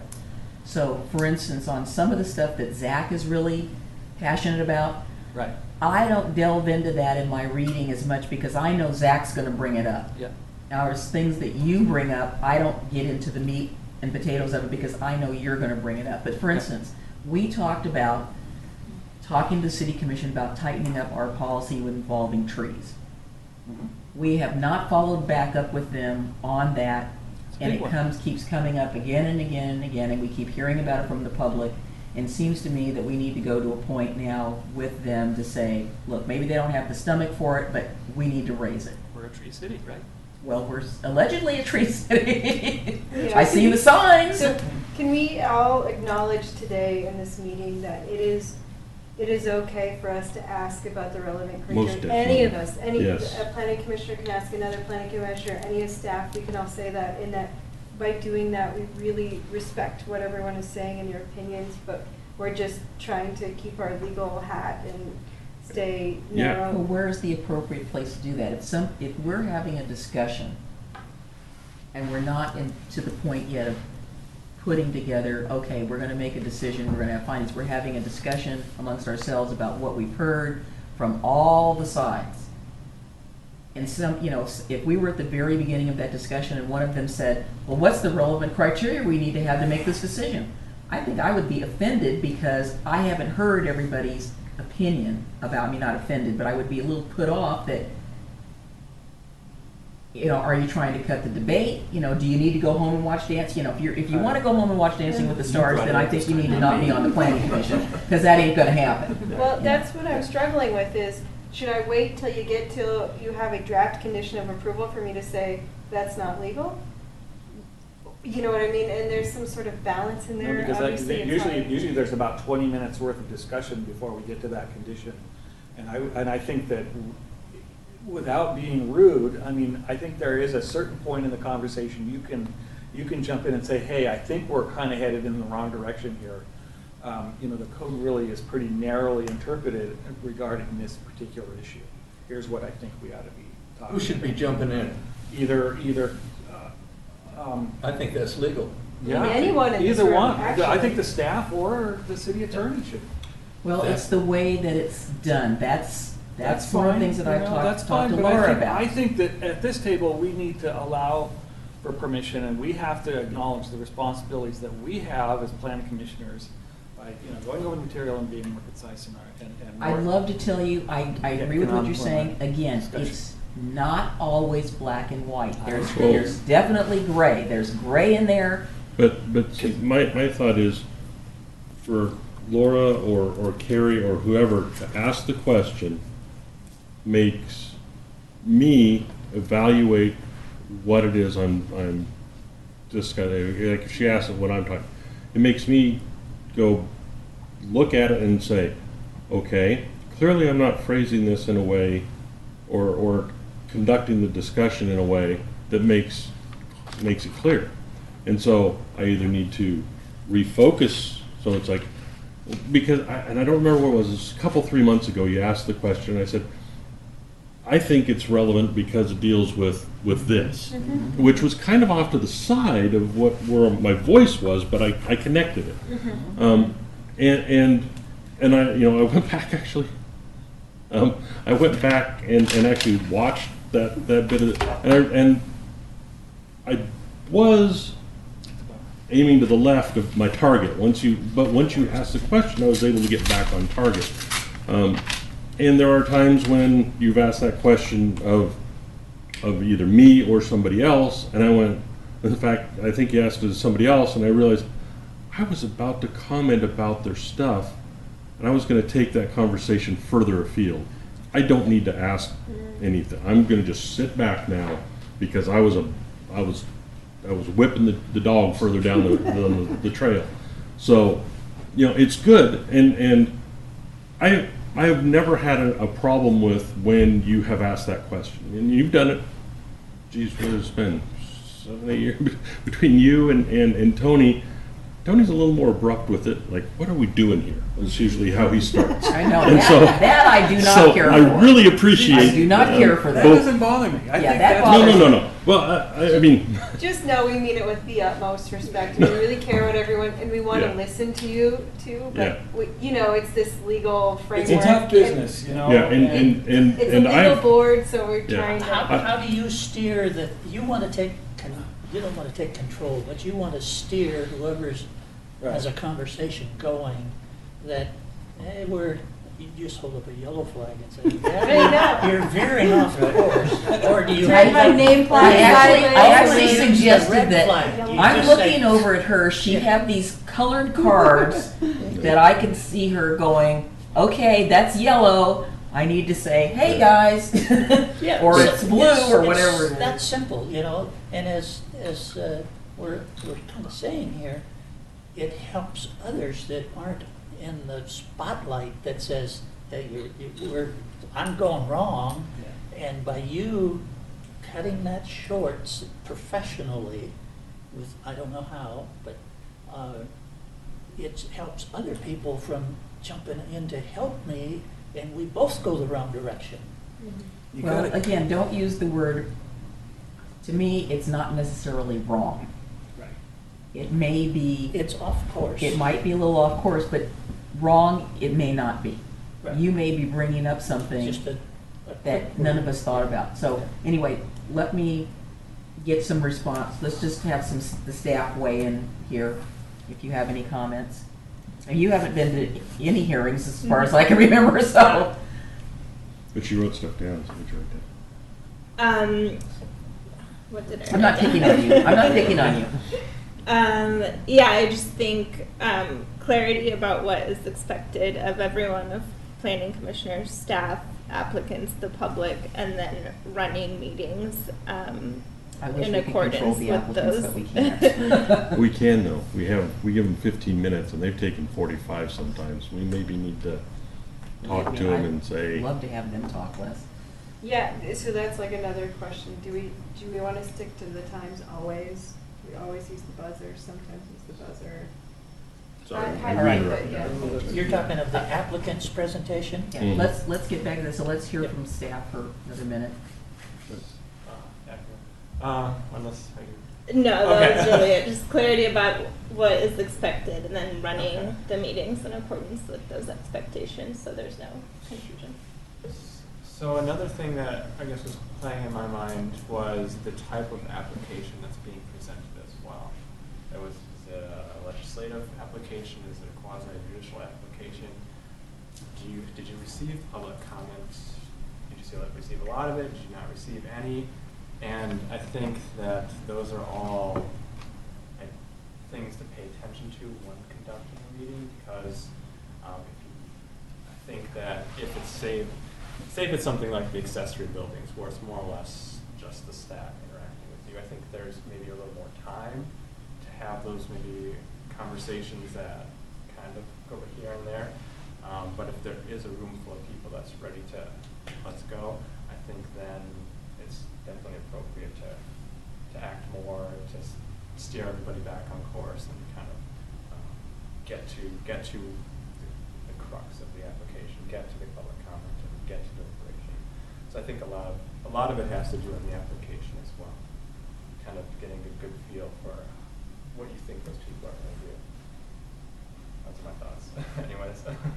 Boy, if we could predict what the public Yeah, is going to do, man, that would be like, Yeah. we make $1 million. We sometimes do public review drafts if we think there's going to be a lot of public input for zone changes and things like that. So we'll send out a trial balloon, and let people have a hearing. I mean, it's an extra hearing, but then, people come in and it's a little bit freer form, that kind of thing. People will talk about it, and then you respond to those issues in the public review draft, and then tighten it all up at the final hearing. Now, you don't want to do that for every single one because you'd be spending a lot of time doing that, but there are some that you'll get a lot of public input for. And I know you guys do that. You guys have been, doing amazing public input for a lot of your projects, but it's just fun.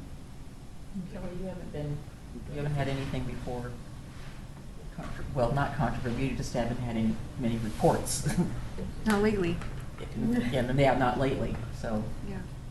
You're a little more removed. Pete's been getting a lot of stuff.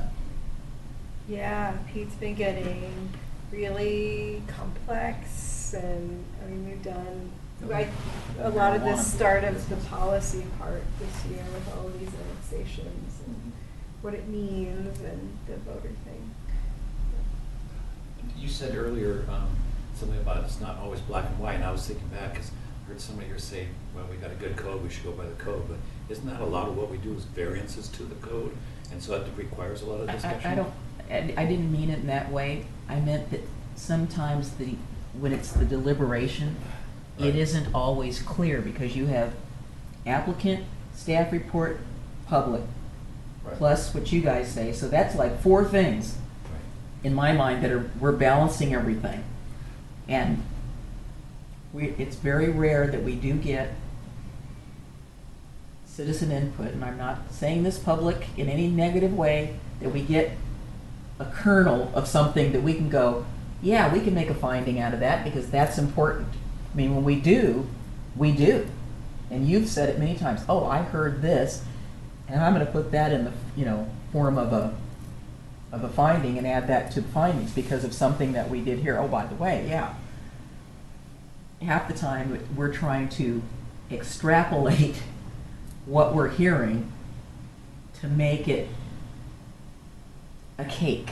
Is kind of what I look at. It's all mixing together, and we're taking everything that we have, plus the staff report, which is the first line of defense, taking all that in, and then going, okay, here it is. We cooked it. It's done.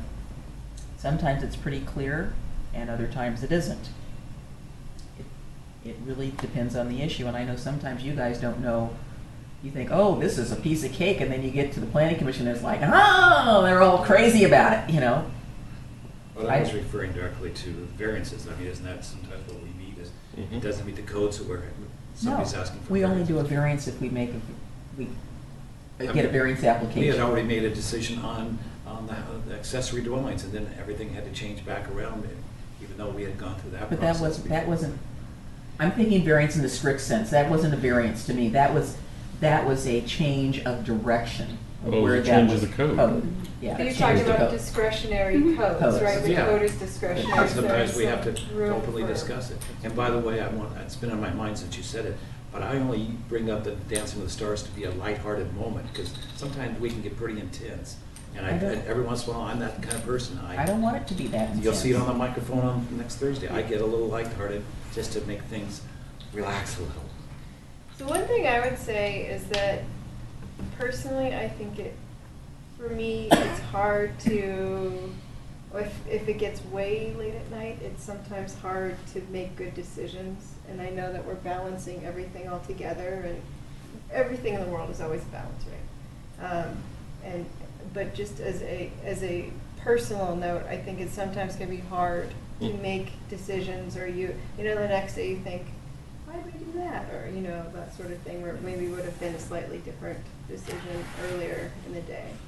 Yeah, we've actually not had super late ones, not like the city council. No, they But, haven't been really late. Sometime, like last year, the year before, they went till 11 a lot. And that was, I think, starting to get kind of late. Oh yeah, that was getting late. But, I mean, I don't think we've really been there now, but just in general. Well, and I'd say I think a lot of that has to do with the way everybody's kind of reacted to our feedback to your staff. It's not like it's very, I mean, it's almost standard procedure now that when we get to the deliberations, or even when people are talking, you've got the criteria slide up on the thing behind it, which keeps us focused. It gives them a way to say, that third one down about parking, or whatever. I mean, it gives them a way to connect their comments, or for us to say after the third person comes up and says, people keep speeding out, for us to go, it's not part of our criteria. Speeding is something you need to talk to the police department about. I mean that. So, and the way you've reformatted your reports and stuff makes it significantly easier, at least for me, to go in, deal with my favorite subject or two,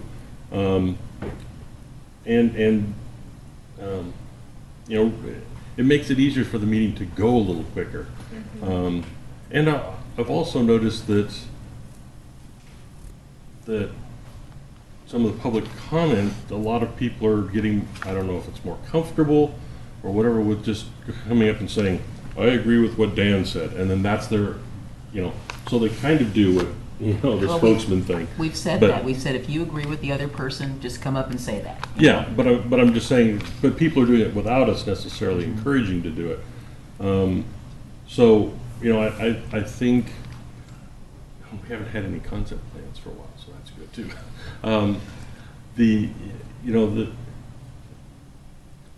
I think, despite what we've kind of been saying, we've become more efficient, and we can still be responsive, but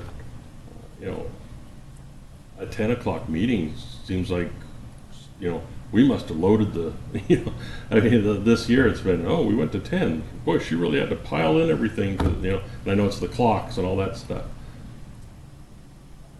9, I mean, we've been doing good. And I just want to say, I think a lot of that has to do with the way the staff's setting things up. And you've got a good feel for us also, so you don't let's put 3 land use decisions, or 3 annexations on the same docket, and and so I really commend you and your staff for adjusting to us, as well as making sure that the business gets done. Thank you. We're definitely trying our best. We've done a lot in the last year or 2 years, reformatting our staff reports so that they're easier to read and conditions up front, and that they're more uniform.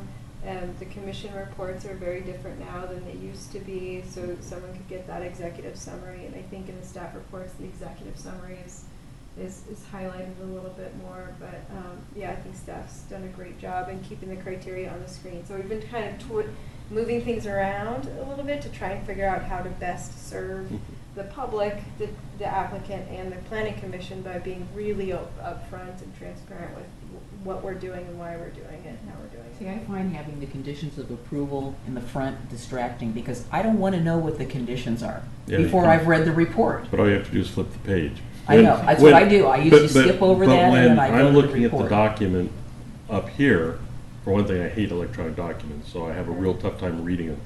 But when I want to, look at them while we're having the discussion, it's easy to find them on page 5 rather than page 463. Yeah, So, I'm not going anywhere. found My that the watch is telling applicants me I have to actually stand read up. them yeah. and remember them when they're not on page 463 when there's exhibits, so it's literally in the middle of a big document. Yeah.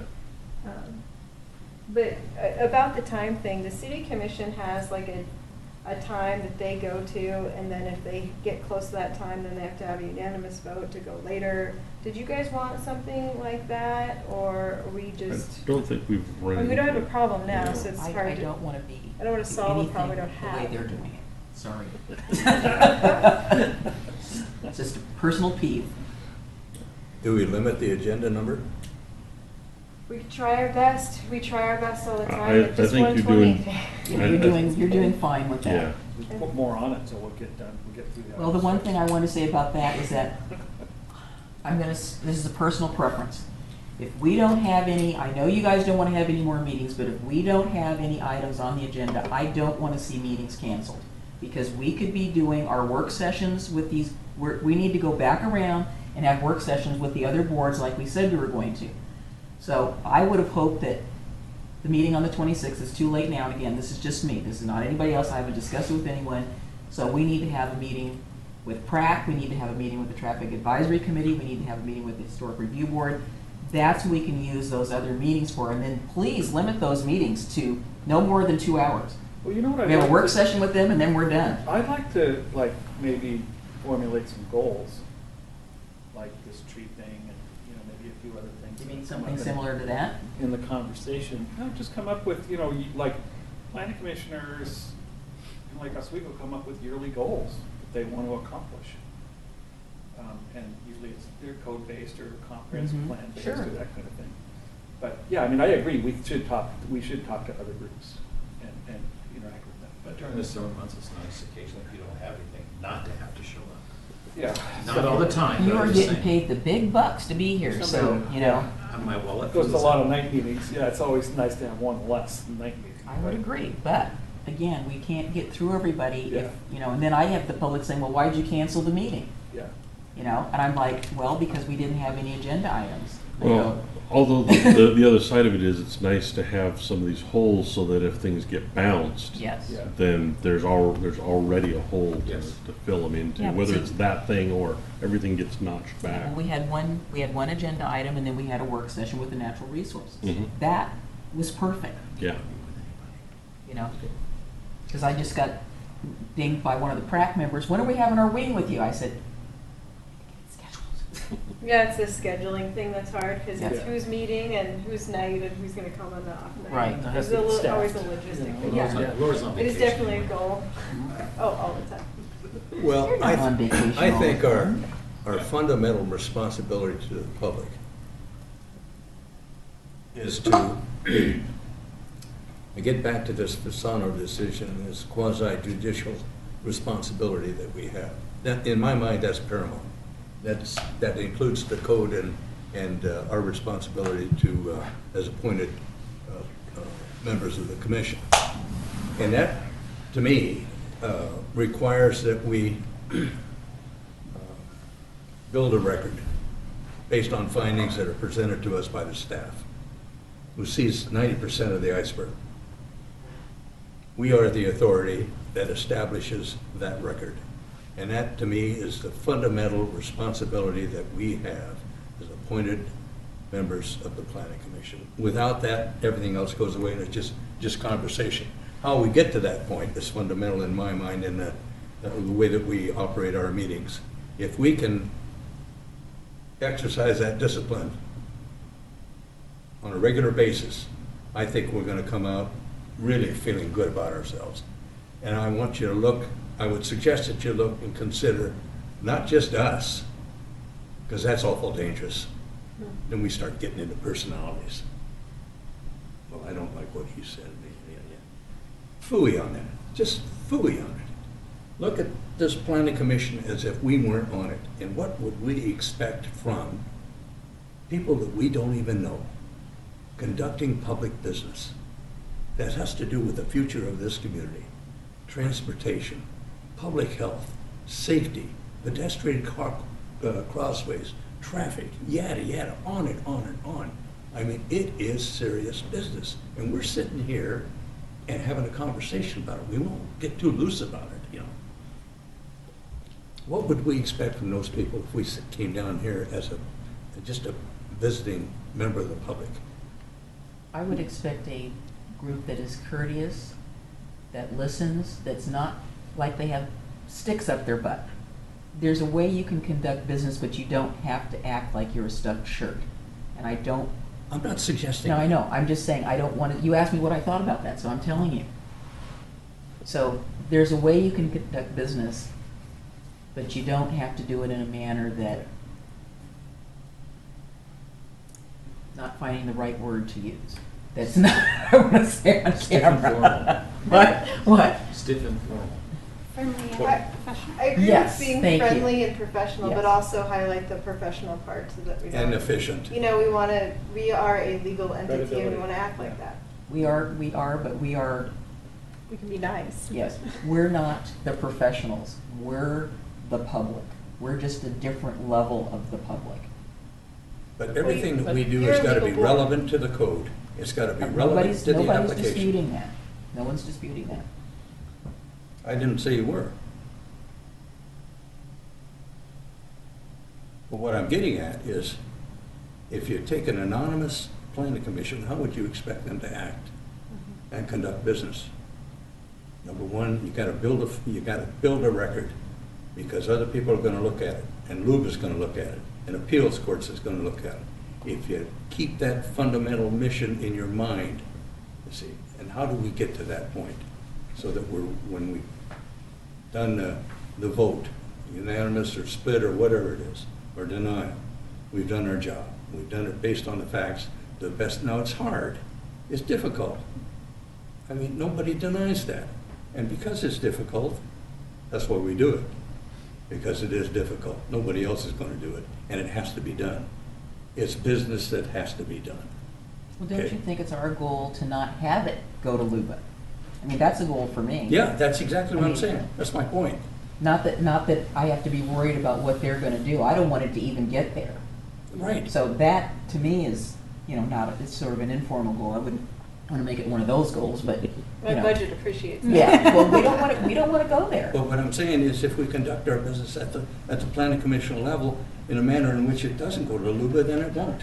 It won't. And then we've done our job. Right. Yeah, that's what I expect. But if it does, then it does. That's just, Well, we all know the that. public, whoever they may be, have the right to appeal any decision. And that's just the way those cookies crumble.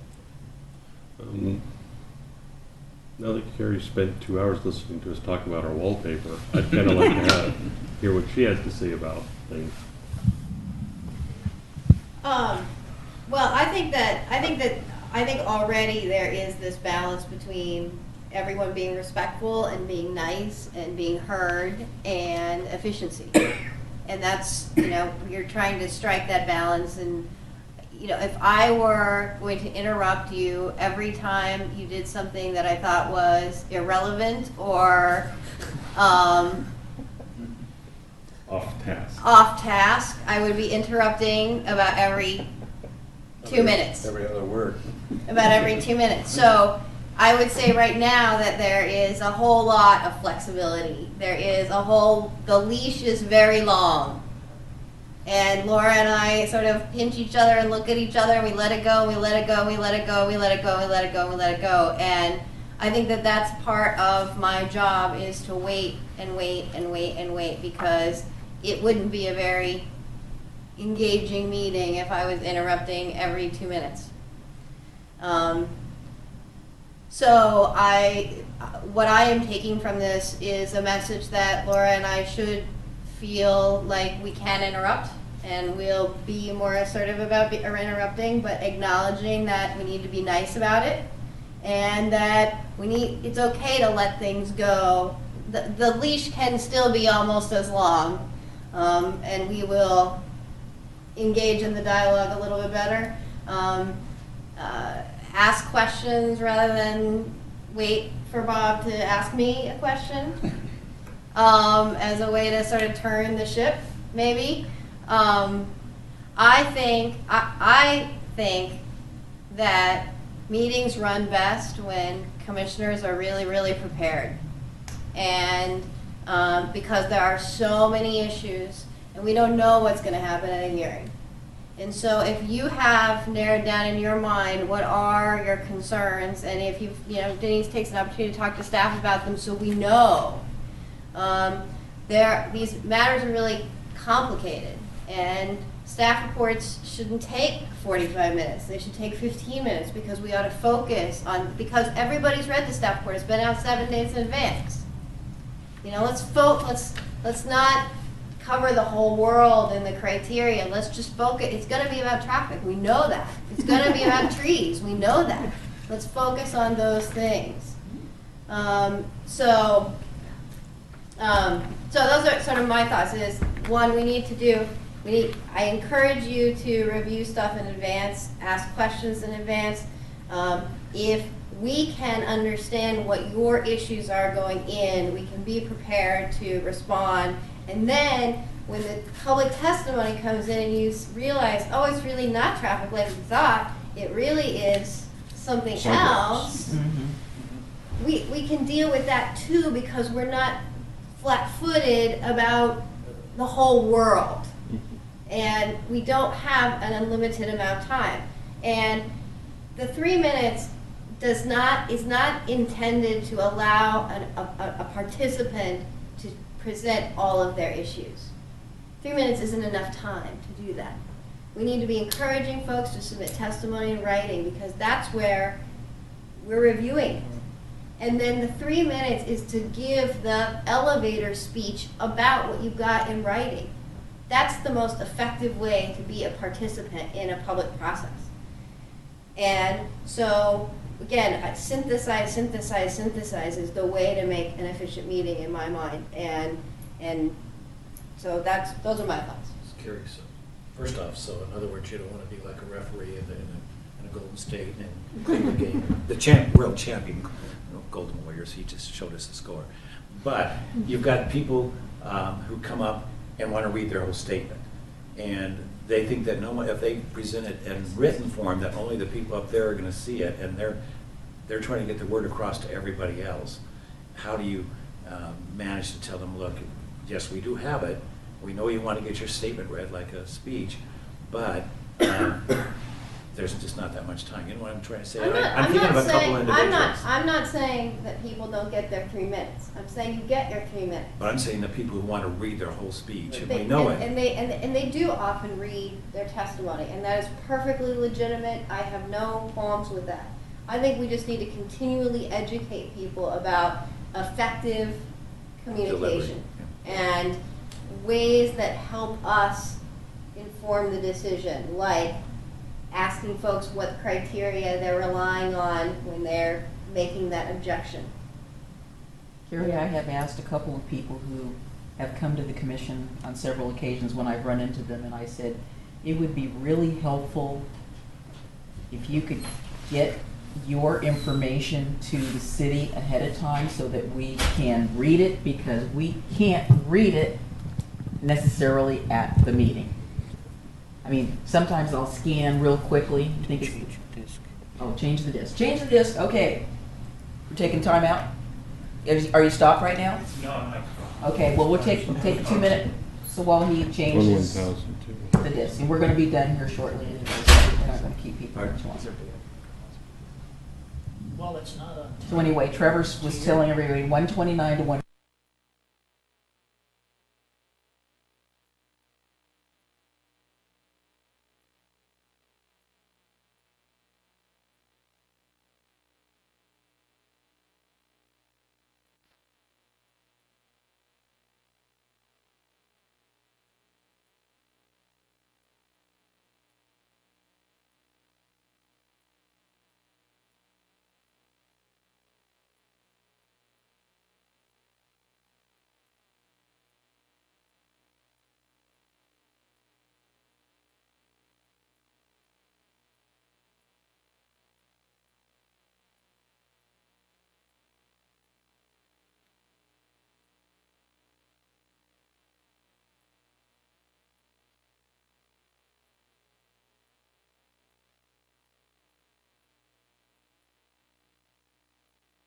whatever, you know, it's. But I that's the said- whole point, Denise.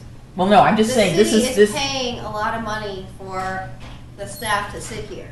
And we need to stay on the business of I what we are understand that, trying but- to do and not Right. on the I basketball game or the anything. Well, we were on break there for 2 minutes. We want to be personable, but yes, you're right. I get paid to sit here, whether or not I'm talking or not. But you need to remember, I'm getting paid whether I'm talking or not. I understand, I'm just saying, that is a comment that I have received. You know, we're not getting paid, this is a public member, we're not getting paid to be there, it takes what it takes. I said, well, there's a certain amount of things that we have, again, this is my response, was I said there's a certain It's amount. taxpayer dollars that pay for the staff and the whole. Okay, you're not system listening to me right now. Right. I said I was repeating a comment from a member of the public, and I said, yes, that is true, but we also have to be expedient in what we do.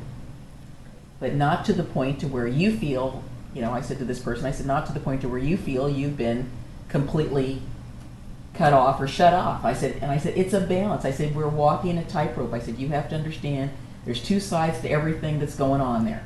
You're seeing it one way, we're seeing it another way, and somehow or another, we have to thread the needle. And I said, so you have to understand that. This is what I told the person. I said, you may not like what I'm saying, but I'm just telling you it's a very delicate balancing act. We want to be responsive, but if you don't tell us something that we can use to make a finding or use for our decision making, it's just, you're just talking to us. And I said, I'm not saying that what you have to say is not important. It is important. But if we can't use it, we got to go on. I also don't want, you know, again, this is for me personally, having been on the other end of this. I have been at many a meeting where I have felt that it doesn't matter what I say as a citizen, the governing body is not interested in any way, shape, or form. I don't ever want to have anybody come here and say that. I mean, they're going to say it, but I don't want that to be the prevalent, you know, because I get asked, well, why don't you go to such and such meeting? I said, well, why should I go? They're not interested in what I'm saying anyway. I think it has to be gauged by attendance, though. I mean, Yes. if we have 50 people out in the audience, we're going to have to stick Oh, pretty tight to absolutely. the 3-minute rule. Absolutely. And then say as a preface, say, hey, you know, you guys might not feel like you're getting heard tonight because there's a lot of you, and we got to get through Well, we this. wanna hear gotta get everybody. through all the public testimony in an expedient way. Exactly. We're going to give you 3 minutes. I hope that you guys wrote something down to give to us, and then you can summarize what you wrote down in You know, I tell people if you give it to us in writing, you know, we may or may not have to continue the meeting because I don't want to base a decision on, you know, something that was given to me and I didn't have time to read it. I said, so get it to us ahead of time. But you know, there's some people that are just, unfortunately, they're suspicious about what's going. I don't know what they think's going on here. I don't think anything's going on here, but they won't submit it ahead of time because they think there's some conspiracy going on. One thing And I it's think weird. It's just weird. And I said, well, how do you think we're going to read it then if you don't give it to us ahead of time? First 10 years here. Yeah. You know? There's always something going on behind the scenes. I'm proud with the amount of transparency that we have in the planning division since we put the complete application online for everyone to see. Everything is very level playing field. And one thing that we've always done forever is include on the notices, like submit your comments by this date and then you'll include it in the staff report. So like submit it early and then not only is it included in the staff report, like we'll talk It's about part it, of the we'll record. respond to it. I And mean, they it's don't still, really they still don't meaningful. get it, Laura. Yeah. I know, they still don't get that. So And- again. Well, and I'm okay with Joe Public not getting it. What gets me chapped is the professionals that show up with, you know, Stuff at the last minute. yeah, and I'm talking about the professional public who, you know, All right. yeah, and it's like, you know, I mean, they're starting to get at least to bring in 8 copies, so everybody gets a I love when copy. they only bring one, just Yeah. like, really, okay. Yeah, we've been working really hard with the CIC to try and do a lot of education, genuine education about land use and about processes and how it works, how to provide the best public testimony. And I think that's been a little bit helpful, but we'll continue to do that. So I guess the staff are, I mean, I do this, so I hope it's not off-putting. If you have time, so when I call you, I'm asking you respectfully, do you have time to talk to me about whatever your report said? Because hopefully you know that I read it, and I'm calling to ask you questions about it, because I'm like confused, or I didn't get something, or did I miss something here? So I'm hoping that you all will feel okay with us. If you don't have time to talk to us, then just say it. You know, say, can we talk another time? Laura, recently I got a letter of a determination by the planning commissioner, something I can't remember if it was about the accessory units or what. Would it do any good, and maybe it's a waste of time, to have a sign-up sheet at the back for people, if you want to know the results of this and the reasoning, we'll send out an email, the results of this decision tonight to those that were present? We already do that. If you sign up to testify, you're going to get it. Those are just to testify, but I'm just saying if it was back here, if you want to get a notification. Then they should sign up on the sign-up sheet. And maybe we can say that. Well, that's what he's saying, is they don't want to testify, so they're not ending up on the record, but they do want to know the outcome. Yes. And so they would just strictly be, please send me the notice of decision, as opposed to. One thing I think we can do that we don't do is we don't put the notice of decision on the website where we have the whole application. And then we could publicize. No, we don't always go back after it's done to put the notice or the decision up there. We have the notice and all the application, but going backwards, we don't always put the decision. But isn't that part of the package? So like if I wanted to look at something up from 2015 to see the application and all that, the decision is not going to be there? So we put this information out in like a gazillion different venues. The one popular venue is that interactive land use map, where you can zoom in and where, you know, the website, the notices kind of link into the website where the whole application is posted. So it's separate than the planning commission thing. So we also have the record in the planning commission agendas, or, you know, most of the record. We don't always go back in the mapping system to attach the decision, and we could do that and advertise that. I'm just thinking of based on the criteria, saying maybe that's too much to put down. These are the criteria you used, and they were met by our planning commission. A lot of people, again, we're trying to say to everybody, start addressing the criteria. Maybe if it was out there, I don't know. Well, we're not the ones meeting the criteria. The applicant has to meet the Okay, criteria. but I mean the decision was made based on this criteria. Well, Because that's so many people think they're. that's the decision. Yeah, we do a I'm just little wondering if summary it's a way sheet. to clarify and educate the public. That's all I'm asking. Yeah, no, that's a great point. We do a summary sheet that you guys don't see, which is the notice of decision that includes the final condition of approval, the summary of what the planning commission voted, and all that. And that's what we can go back and post to the website and advertise a little bit more, just to. It's a great, yeah, no, it's a great. I would say if it's not a big problem, then the application, the decision should be, if you went into the record and you didn't have to go to the map, because maybe somebody doesn't know where it was. They just know that there was this hearing on X, and they see the entire report, and the decision should be there afterward. I mean, after 10 days, 14 days, or whatever, the decision gets posted. So that's a full package. So like I said, could I go back to a decision from 2 years ago and see the entire application and then what the decision was, if it went to a hearing or there was a staff report? We don't have a venue where we do that. Well, where does the staff report and everything live then? It gets posted on the agenda in the planning commission meetings, and then we don't go back and post the notice of decision. Well, for instance, like you the next have planning commission. you can go in, you can find out, for instance, land use applications from this year. You had like 2000 to 2017 or 2016. So everything is there. So you're saying, if I go back into the website, I'm not going to find a decision from a decision? Yeah, that's what I'm saying, is we don't always post the Okay, well, decision see, on that map, which is the same. The map is the same. It leads to the same. I've never used a map, though. It's new. It's new. Oh, you haven't? It's just taking the Oh, old it version used now. to be a list, and now we have a list and a map. Okay, So you well, I've can- used the list. I've not Yeah. used the map. Yeah. I go to the list and I say, okay, I know it was, CU blah, blah, blah, and I look Yeah. that up. Same data, different. Okay, all But right. much better if you go to www.orcity.org, on the upper right-hand corner, highlight How Do I, and then there's a projects link, and you can link to land use, public works, Okay. whatever the thing Okay. is, you could filter it. Wonderful, that's where we have our whole application. It's a bit more, just additional public engagement that we do. So, just to close up, so we're not here past time, so is there anything that staff that we can do to make your lives better?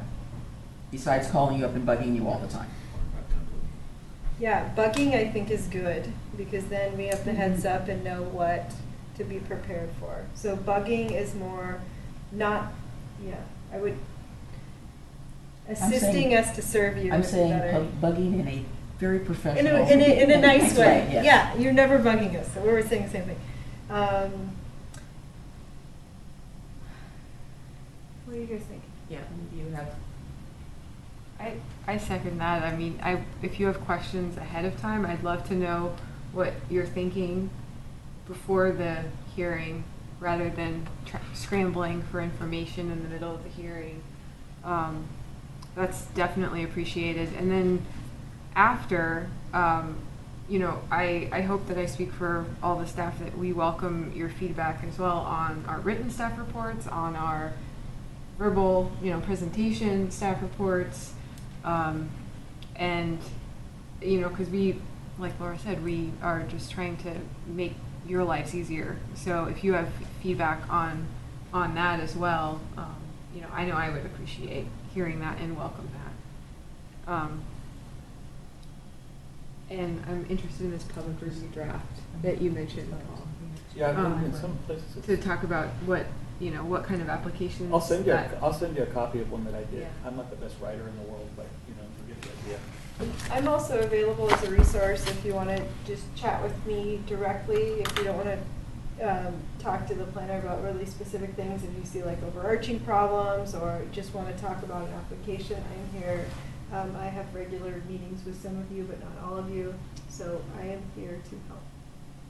You guys have been having meetings with her, and I didn't know. They're all secret. I'm beginning to hear that. Any thoughts?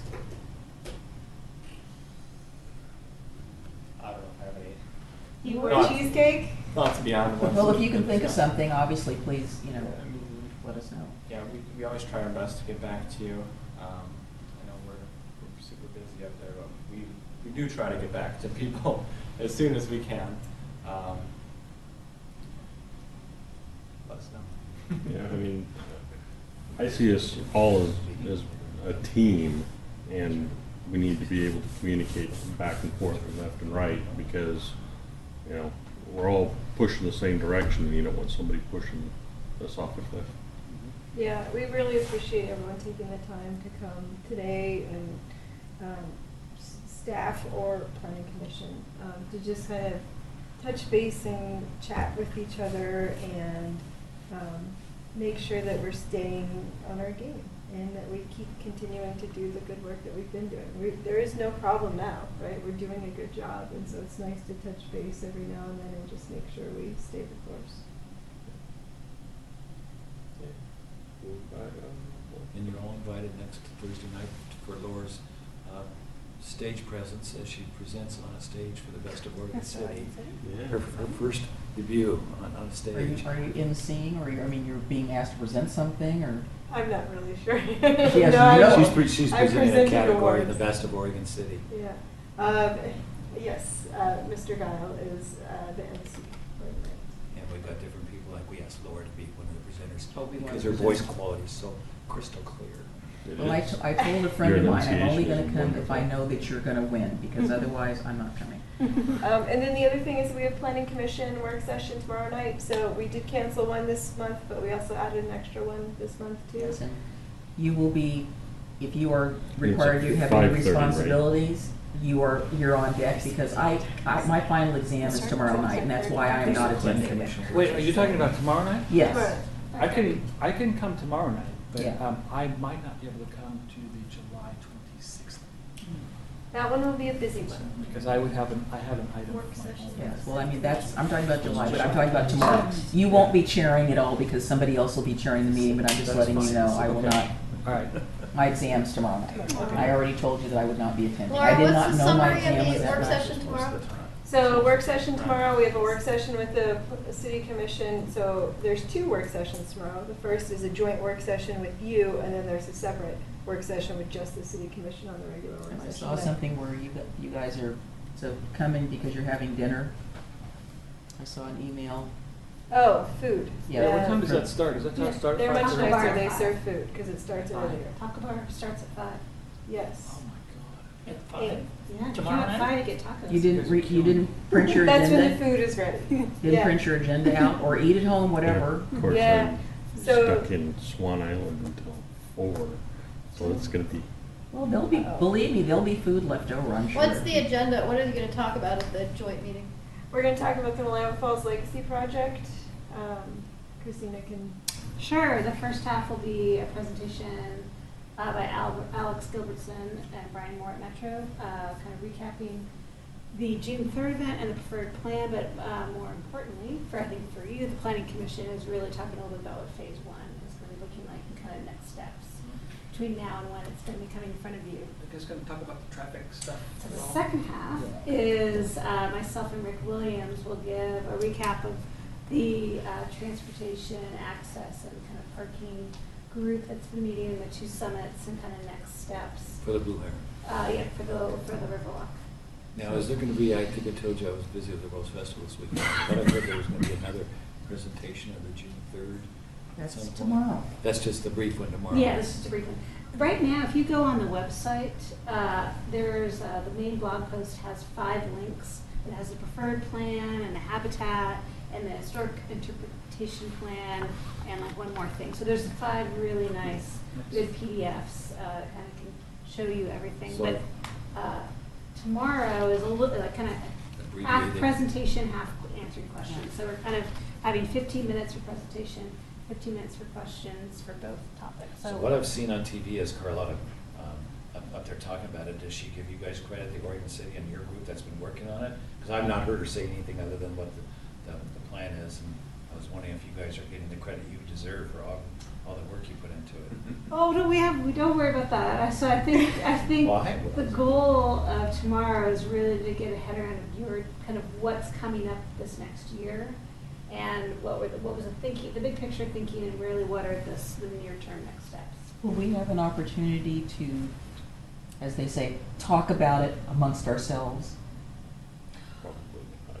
Well, I think this is I don't know yet because we don't quite know when the Planning Commission will be submitted application. I think what we wanted to make sure was not to have the June 3rd event and then just months and months and months of kind of that summer break, but to really get a chance when it's fresh in everyone's mind to have everyone come together and understand people's questions so we can get and as we are also learning more about phase 1 and moving forward to scoping that phase 1 contract, understanding kind of what's on people's minds right now, we will then be able to kind of chart out the next steps. But we didn't want to come back to you in September and just have all this time to I have. mean, So- I plan to be looking, Yeah. personally, to be looking at everything, and then I'm gonna set up some time with you Mhm. to talk about it, and I'll wait till after the city commission work session and look at that, then come and talk to you. Mhm. But I'm just wondering, again, because of the nature of what the work session will be, that's not gonna be an opportunity for us to talk about it before some application comes. I don't wanna wait to talk about it when an application comes. I'd like to see if there's a way for the planning commission to have a brief discussion, an hour or so, maybe just to talk about what we saw, what we thought, just even if we participated in it on the 3rd. Mhm. Just that it's, So you won't be there tomorrow night. I may be at the hospital. How many of our rest of our planning commission will be there tomorrow night? do you have a tally of who's coming? Everybody else, sounds good. And so you're asking for time to talk about it. I'm a little unclear on, does that mean talk about it in the sense of you want to provide policy direction to the city commission? No. Or just generally? Just generally. Again, because that's not gonna be able to be happening tomorrow night. Gotcha. Okay. I just want the opportunity for us, if they're wanting to do it, to talk about it. Okay, how do we see it? What did we see? What did we not see? Not to go through the whole full-blown thing again, but to have a sort of a debrief so that we don't wait till the first land use application comes in and go, okay, now what did we talk about way back, when, do we remember what we, Yeah. while it's still fresh. I understand that. Yeah, because Denise, are you talking at a kind of a work session like this? Yes, where we're not gonna be in any decision-making mode, we're just. Someplace between now and months before you get Yes. the first. Exactly. Yeah, I think that's maybe one of the things I'll talk about tomorrow too, is like, what is everybody's role in all this? Because it gets confusing. Yeah, what's the timeline, because we're still working on. the Yeah, we're still working details. on I'm it. getting lots of Timeline must timeline probably questions. be phased off the planning commission by then. And, yeah, no, we are, but I think we want to make sure we have a chance to listen to everybody early on. Yeah, And not absolutely. be having this joint work session in October. Yep. Okay. Anything else, anybody? Any parting words, words of wisdom? Can we get the cheesecake to go? Yeah. I'm kidding. Thank you. Please take it to go. I just want to thank